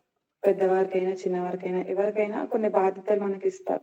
వాటి పట్ల మనం నమ్మకంగా ఉండేవారిగా ఉంటే గాడ్ ఇంకా ఏం చేస్తారంటే చిన్న దాంట్లో నమ్మకంగా ఉంటే పెద్ద పెద్దది హ్యాండ్ అవుట్ చేస్తారు. సో డైరెక్ట్ గా లేదు గాడ్ నాకు పెద్దదే కావాలి చిన్నది వద్దు అని మనం ఈ విధంగా అతిశయించే వారిగా మనం ఉండొద్దు, ఆశపడే వారిగా మనం ఉండొద్దు. ఫస్ట్ స్మాల్ స్మాల్ థింగ్స్ లో మనం నమ్మకంగా ఉంటే గాడ్ ఆటోమేటిక్ గా పెద్ద వాటిని మనకి హ్యాండ్ అవుట్ చేస్తారని మేము నేర్చుకుని ఉంటున్నాం. సో కొందరిని గాడ్ పరిచారకులుగా, కొందరిని అంటే స్పెసిఫిక్ గా ఎవరికి ఏదైతే సామర్థ్యం ఉంటుందో వారికి సామర్థ్యాన్ని బట్టి గాడ్ యొక్క వర్క్స్ ని డివైడ్ చేసి ఉన్నారు. సో మనకి ఇచ్చిన దాన్ని మనం నమ్మకంగా నెరవేర్చే వారిగా, నమ్మకంగా ఆ యొక్క విషయంలో ఉండేవారిగా మనం ఉండాలని. సో గాడ్ కి తెలుసు మన స్ట్రెంత్ ఏందో, మనం ఏ పనులు చేయగలుగుతామో, ఎంత బర్డెన్ ని మనం క్యారీ చేయగలుగుతామో అంతే ఇస్తారు. సో దైవ సేవకులైనా కూడా అంతే, మనం ఎంతవరకు పే చేయగలుగుతామో, దాన్ని ఎంతవరకు హ్యాండిల్ చేయగలుగుతామో అంతే ఇస్తారు. అంతకు మించి చేయమన్నా ఇట్స్ ఇంపాసిబుల్. చిన్న పిల్లలకి మనం 10 kgs ఒక 10 years బాలుడికి ఒక 10 kgs వెయిట్ లిఫ్ట్ చేయమన్నా కొంచెం కొంచెం అది ఇట్స్ ఇంపాసిబుల్. అదే ఒక 1 kg సో లిటిల్ బిట్ గా వస్తే తను క్యారీ చేయగలుగుతాడు. సో ఇక పెద్ద వస్తువుని తీసుకొని నేను చేయగలుగుతాను, నేను చేస్తాను అని తను చెప్పిన తనపైనే పడేసుకుంటాడు, తనకే హాని కలుగు చేసుకుంటాడు. సో దాన్ని బట్టి మనం గ్రహించగలుగుతాం అంటే ఎవరికి ఎంత సామర్థ్యం ఉంటుందో, ఎవరు ఎంత చేయగలుగుతారు, క్యాపబిలిటీ ఎంత ఉంటుందో దాన్ని బట్టి గాడ్ మనకి ఇస్తారు. దాంట్లో మనం నమ్మకంగా ఉండాలి. సో దాన్ని బట్టి మనము ఎదుగుతున్న దాన్ని బట్టి గాడ్ ఇంకా మనకి క్యాపబిలిటీని పెంచుతారు. మనం ఇంకా ప్రభు సన్నిధిలో అనేక భారం మన పైన పెట్టడానికి ప్రభు ఇష్టపడతారని మేము నేర్చుకొని ఉంటున్నాం. ప్రభు మనకి ఇచ్చినటువంటి పరిచర్యను ఫస్ట్ నమ్మకంగా చేయాలి. ఫర్దర్ గా గాడ్ ఇంకా మనకు అప్పచెప్తారని నేను నేర్చుకుని ఉంటున్నాం. సో అదే విధంగా సో మన లైఫ్ లో ఇంకా గాడ్ మనం ఎప్పుడు కూడా దేవుని వైపు చూస్తే దేవుడు మన లైఫ్ ని బిల్డ్ చేస్తారు, దేవుడు మనల్ని కడతా ఉంటారని మేము నేర్చుకొని ఉంటున్నాం అన్నయ్య. సో మనుషుల వైపు చూస్తే మన జీవితాలు కట్టబడవు. ఎందుకంటే సిచ్యువేషన్స్ బాగాలేవు అనుకోండి, మనం మనుషుల వైపు పరిగెట్టడానికి ప్రయత్నిస్తూ ఉంటాం. సమస్య రాగానే వాళ్ళకి వీళ్ళకి కాల్ చేస్తాం, ఇదైంది అదైందని ఇలా డిస్కస్ చేస్తూ ఉంటాం, మన ప్రాబ్లమ్స్ ని షేర్ చేసుకుంటా ఉంటాం. వాళ్ళు మన లైఫ్ ని బిల్డ్ చేయరు, మేబీ సమ్ ఎక్స్టెంట్ వరకు చేయొచ్చు. బట్ ఈవెన్ దో గాడ్ శక్తికి, మన శక్తికి సామర్థ్యానికి మనుషుల కంటే ఆయన బలాఢ్యుడు. సో సర్వశక్తి గల దేవుడు కాబట్టి మనకి ఏదైతే ఇంపాసిబుల్ మనుషులకి కానీ మనకి కానీ ప్రతిది కూడా గాడ్ కి పాసిబుల్. కాబట్టి మనము గాడ్ పైన డిపెండ్ అయి ఉండేవారుగా మనం ఉండాలి. సో దేవుడి వైపు చూసేవారుగా మనం ఉండాలని ఉదయకాల సమయంలో నేర్చుకున్నాం. ఇంకా ఏంటంటే మనము గాడ్ కొరకి, దేవుడి కొరకి నిలబడితే గాడ్ మన కొరకు నిలబడతారని మనం నేర్చుకొని ఉంటున్నాం. సో ఎప్పుడు దేవుడి కొరకి నిలబడాలి, మనుషుల కొరకి వాళ్ళు చూస్తున్నారు దైవ సేవకులు లేకపోతే అన్నయ్య కాల్ చేస్తే వస్తాను, లేకపోతే అన్నయ్య ఉంటే వస్తాను, ఇట్లా ఇన్విటేషన్ కోసం వెయిట్ చేసే వారిగా మనం ఉండకూడదు. అంటే వాళ్ళు ఉంటే నేను సాంగ్ పాడతాను, ఈ విధంగా హెచ్చింపు ఈ విధంగా మనం ఇష్టపడేవారుగా ఉండదు. బికాజ్ బైబిల్లో మనం చూస్తాం శాస్త్రులు పరిచయాల గురించి ఎంత బాగా రాయబడి ఉంటుంది. వాళ్ళు సంత వీధిలో వందనాలు కోరుకునే వారుగా ఉంటారు అని. సో ఆ విధంగా వాళ్ళ గురించి రాయబడింది. వాళ్ళ గురించి జాగ్రత్తగా ఉండడానికి. సో మనం కూడా ప్రభు సన్నిధిలో ఆ విధంగా అంటే మనం ఐడెంటిటీ రికగ్నైజేషన్ కోసం ఇష్టపడేవారుగా మనం ఉండకూడదు. బికాస్ గాడ్ ఆటోమేటిక్ గా మనకి ఇస్తాడు అవన్నీ. ఎప్పుడు కూడా గుర్తింపు కోసం మనం వర్క్ చేసేవారుగా ఉండకూడదు. ప్రభు సన్నిధిలో దేవుడు నాకు చూస్తున్నాడు, నన్ను చూస్తున్నాడని ఆ యొక్క విషయాలు మనం గుర్తు పెట్టుకొని మనం ప్రభు సన్నిధిలో ప్రొసీడ్ అయితే ఆటోమేటిక్ గా మనకు తెలియకుండానే రికగ్నైజేషన్ అనేది వస్తుంది. సో ఐడెంటిటీ అనేది మనంతట మనం మన వర్క్స్ ని బట్టి మనము రిఫ్లెక్ట్ అయ్యేవారుగా మనం ఉండకూడదు. మన వర్క్స్ మనల్ని రిఫ్లెక్ట్ చేసేవారుగా మనం ఉండాలి. ఆ విధంగా జీవించాలని మనం నేర్చుకుంటున్నాం. సో నేను కొరకు ఫేమ్ కొరకు ఎప్పుడు వర్క్ చేయొద్దు. దేవుని సంతోష పెట్టేవారుగా మనం ఉండాలి. ఎల్లప్పుడూ ఈ పాయింట్ అనే మళ్ళీ మళ్ళీ చెప్తా ఉంటారు. దేవుని సంతోష పెట్టాలి. ఎందుకంటే దేవుని సంతోష పెట్టేవారుగా మనం అంటే ఆటోమేటిక్ గా మనుషులు మన పట్ల సంతోషంగానే ఉంటారు. మేబీ సమ్ ఎక్స్టెంట్ వరకు వాళ్ళు దుఃఖపడవచ్చు. బికాజ్ వాళ్ళు మనల్ని అర్థం చేసుకోకపోయే విధాన్ని బట్టి. బట్ ఫర్దర్ గా మనం చేస్తున్నటువంటి క్రియలను బట్టి, మనం చేసినటువంటి పనులను బట్టి గాడ్ సంతోషపడుతున్నాడని మనం గ్రహించగలిగితే ఆటోమేటిక్ గా ఒకనొక సమయంలో మనుషులందరూ కూడా రికగ్నైజేషన్ చేస్తారు. దేవుని సంతోష పెట్టేవారుగా వీళ్ళు ఉన్నారు అనేసి. అందుని బట్టి మనుషులు సంతోషపడతారు. సో కానీ ఆ విధంగా ఉండాలి కానీ దేవునికి బాధ పెట్టి దేవుడికి ఇష్టం లేని క్రియలన్నీ మనం చేస్తూ మనుషులను సంతోష పెట్టే క్రియలు ఈ విధంగా చేస్తే ఎప్పుడు కూడా మనము అది మనం ఆత్మస్థితిలో మనం ముందుకు కొనసాగలేమని మనం నేర్చుకొని ఉంటున్నాం. సో మనం ఇంకా గెహాజీ లైఫ్ లో కూడా అనేక విషయాలు మనం వ్యక్తి ద్వారా మనం నేర్చుకొని ఉంటున్నాం. సో స్పిరిచువల్ ఐస్ కలిగి మనం ఉండాలి. ఎప్పుడు కూడా ఆత్మీయ నేత్రాలు మెలకుగా ఈ విధంగా మనం ఉండాలి. సో అన్ని ఎవరిని చూడట్లేదు, కొందరు మేబీ అవును చెప్పలేం. నాకు కూడా ఒక్కోసారి అనిపిస్తా ఉంటది, అందరు వీడియోస్ ఆఫ్ లో ఉంటాయి కదా, వింటున్నారా లేదా అని అనిపిస్తా ఉంటది. బట్ ఆత్మీయ నేత్రాలతో మనం అందరినీ చూడగలుగుతాం, ఎవరు ఏ విధంగా ఏ సిచ్యువేషన్స్ లో ఉంటున్నారని. సో మనము ఎవరో చూస్తున్నారు మనల్ని, మనం ఎవరి కోసం భక్తి చేయని అవసరం కానీ మనము ప్రభు కొరకు భక్తి చేసేవారుగా, ప్రభు సన్నిధిలో భయభక్తులు కలిగి ఉండేవారుగా మనం ఉండాలని ఉదయకాల సమయంలో మనం నేర్చుకొని ఉంటున్నాం. సో మనం ఎప్పుడు కూడా తండ్రి మనకి సంఘం అంటే మనం అంటే ఒక ప్రీషియస్ గిఫ్ట్ జీసస్ కి దేవుడు తండ్రి ఇచ్చి ఉంటున్నాడు. గిఫ్ట్ అంటే ఎంత, సో ఎవరైనా మనకి గిఫ్ట్ ఇస్తే మనం ఎంత హ్యాపీగా ఫీల్ అవుతాం, అది చిన్నదైనా పెద్దదైనా. సో జీసస్ మన పట్ల కూడా మనం అందరం గిఫ్ట్ అయ్యి ఉంటున్నాం జీసస్ కి. సో గిఫ్ట్ అంటే ఎంత ప్రీషియస్ ఉంటది, ఎంత పవిత్రంగా ఉంటది. సో మనము ఒక గిఫ్ట్ అని గ్రహించాలి, దేవుడికి బహుమానం. సో బహుమానం ఎంత సంతోష పెడుతుంది మనల్ని, ఒక ఉత్సాహాన్ని, ఒక చెప్పలేనటువంటి ఎగ్జైట్మెంట్ కలుగజేస్తుంది మనకు ఎవరైనా గిఫ్ట్ ఇస్తే. సో క్రీస్తుకి మనం కూడా ఆ విధంగా సంతోషం కలిగించే వారిగా, సో దేవుడిని ఎప్పుడు సంతోష పెట్టే మనుషులుగా మనం ఉండాలి. సో గిఫ్ట్ అంటేనే మనకు అర్థమైంది ఎంత హ్యాపీగా ఫీల్ అవుతాం. సో దేవుడు కూడా మనము బహుమానంగా మనల్ని ఇచ్చాడు కాబట్టి ఆ బహుమానం ఆ వర్డ్ కి తగ్గట్టుగా మనము గిఫ్ట్ ఎంత ప్రీషియస్ గా ఉంటుందో అంతే పవిత్రంగా, అంతే ప్రీషియస్ గా ప్రభు సన్నిధిలో ఉండాలి. ఎప్పుడు ఉండగలుగుతాం? ప్రభువుని సంతోష పెట్టినప్పుడే. ఎప్పుడు సంతోష పెట్టగలుగుతాం అంటే ఆయన ఇష్టానుసారంగా మనం జీవించినప్పుడే. సో ఈ విధంగా మనం ఉండాలని మనం నేర్చుకొని ఉంటున్నాం. సో దేవుని సంతోష పెట్టేవారిగా మనం ఉండాలి, మనుషుల వైపు చూడకూడదు. సో ఎందుకంటే మన పౌరస్థితి ఇక్కడ లోకంలో లేదని మనం నేర్చుకున్నాం, పరలోకంలో ఉంది. ఎప్పుడు పర సంబంధమైన వారిగా మనం ఉండాలి, భూ సంబంధమైన వారిగా మనం ఎప్పుడు కూడా ఉండదు. బికాస్ గాడ్ మనల్ని ఏర్పరచుకున్నారు, మనల్ని సపరేట్ చేశారు కాబట్టి ఈ విషయాలన్నీ మనం గుర్తుపెట్టాలి. సంఘం ఏ విధంగా ఉండాలి, ఏ విధంగా కట్టబడాలి, మనలో మనల్ని కక్షలు వివాదాలు ఇలాంటివి ఉండకుండా సమాధానంగా సంతోషంగా మనం ఉండేవారుగా ఉండాలి. ఒక మంచి ఫెలోషిప్ కలిగి ఉండాలి. ఏ విధంగా అయితే గాడ్ తో ఫెలోషిప్ మనం కలిగి ఉంటామో స్పిరిచువల్ పర్సన్స్ తో కూడా, ఆత్మీయ ఫ్రెండ్స్ తో, బ్రదర్స్ తో, సిస్టర్స్ తో, ప్రతి ఒక్కరితో కూడా మనం ఒక మంచి ఫెలోషిప్ కలిగి ఉండాలి. మనలో ఆ గుణగణాలు రిఫ్లెక్ట్ అయితూ ఉంటేనే ప్రభు ఆనందిస్తారు, ప్రభు సంతోషపడతారు. సో మంచి ప్రవర్తన కలిగి మనం ఉండాలి, సత్క్రియలు చేసేవారిగా ఉండాలి. ఎందుకంటే ఈ లైఫ్ జర్నీ అనేది కొంతవరకే ఉంటది. సో సమ్ ఎక్స్టెంట్ వరకే ఉంటుండొచ్చు, బట్ యుగాలు ప్రభుతో ఉంటాం. సో ఆ సత్క్రియలు మనం చేసేవారిగా, ప్రభుని రిఫ్లెక్ట్ చేసేవారిగా ఉండి అనేకులను కూడా ప్రభు వైపు నడిపించేవారిగా ఉండాలి. సో వాస్తవానికి మనం చెప్పాలంటే సువార్త కంటే కూడా మన యొక్క సత్క్రియలు, మనం చేసే మంచి పనులు, మన ప్రవర్తనని వాళ్ళకి ఒక గాస్పెల్ లాగా వెళ్ళేలాగా మనం ఉండాలి. ఆ విధంగా ఉండాలని ప్రభు సన్నిధిలో సంఘంగా ఈ విధంగా కట్టబడాలని ఉదయకాల సమయంలో అనేక విషయాలు మేము నేర్చుకొని వెళ్తున్నామని. Thank you so much.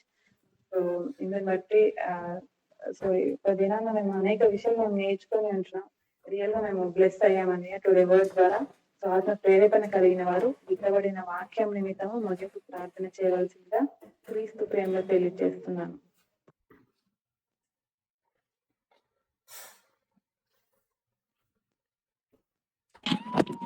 Praise లోడనే hello క్రైస్తవుడని prayer చేస్తున్నాను. ప్రేయర్ చేస్తాను. వినపడుతుందా వాయిస్? అంటే ఇక్కడ కొంచెం సిగ్నల్స్ లేవు అక్క. ప్రేయర్ చేసుకున్నాను. మహాపరిశుద్ధుడు మహాగణుడు సర్వోన్నతుడైన దేవ తండ్రి, మేమైతే నీకు లేని వాళ్ళం తండ్రి, ఎందుకు పనికిరాని వాళ్ళమే. ఈ రీతిగా నీ కృపను బట్టి ఇంకో అబ్దాన్ని బట్టి మమ్మల్ని అంతగానే దీవించు. ఇంకో తండ్రి ఈ హృదయకాల సమయంలో నా ప్రభు మేమందరం కూడా నాన్న ఈ సన్నిధిలో నా ప్రభు ముందుకెళ్ళడానికి మాకు సహాయం చేసిన నీకు వందనాలు. ఆయన అన్న చెప్పిన వాక్యాన్ని బట్టి మా హృదయంలో వెతుబడే వారిగా ఉండడానికి ఆయన మేము నా ప్రభు నీ పనిలో వాడుకుని నా ప్రభు అనేక కార్యాలు చేయడానికి నా ప్రభు నేను పరిశుద్ధాత్మ ద్వారా నింపి నా ప్రభు అనేక కార్యాలు చేయడానికి సహాయం చేయించి వీటి ద్వారా ఎవరైతే వింటున్నారో వారందరూ దీవించబడిన కాక నా ప్రభు ఆయన ప్రతి ఒక్కరిని దీవించి ఆశీర్వదించండి నా ప్రభు.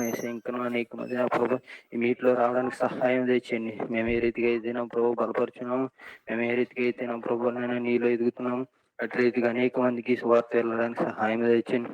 మీట్లో ఎవరైతే విన్నారో వారందరినీ దీవించి ఆశీర్వదించండి. ఇంకా నా ప్రభు ఆయుషాన్ని పట్ల మీరు కృపణించండి, కాపుదలు ఉంచండి. నా ప్రభు అనేక మందిని నా ప్రభు ముందుకు నడిపించడానికి సహాయం తెచ్చేయండి. నేను మా పట్ల కూడా మీ కృప మీ కాపుదలు దాన్ని ఎత్తించమని వెతుబడిన వాక్యం మా హృదయంలో ఫలింపులాగా సహాయం తెచ్చాం. చిన్న ప్రార్థన పాసానికి తెచ్చుకున్నది రెడీ అనేస్తున్నామని మీకు లేనంత రత్నాలు వేడుకుంటున్నాను ప్రీపర్లో తండ్రి. ఆమేన్. ఆమేన్. బ్లెస్సింగ్స్ ఇవ్వండి. Praise Lord Kiran, praise Lord. మన పరమతనైనటువంటి దేవుని ప్రేమ, కుమారుడైనటువంటి యేసు క్రీస్తు కృప, పరిశుద్ధ ఆత్మ దేవుడైనటువంటి అన్యోన్య సన్నిధి సహవాసము ఈ ఉదయకాల సమయంలో ప్రభు సన్నిధిని ఆశ్రయించిన ప్రతి ఒక్కరికి, వాక్యమిని అంగీకరించిన ప్రతి ఒక్కరికి, సకల పరిశుద్ధులకును సదాకాలం తోడే ఉండి నడిపించునుగాక. Amen, amen, amen. Amen amen amen. ప్రజలాడన్నా అందరికి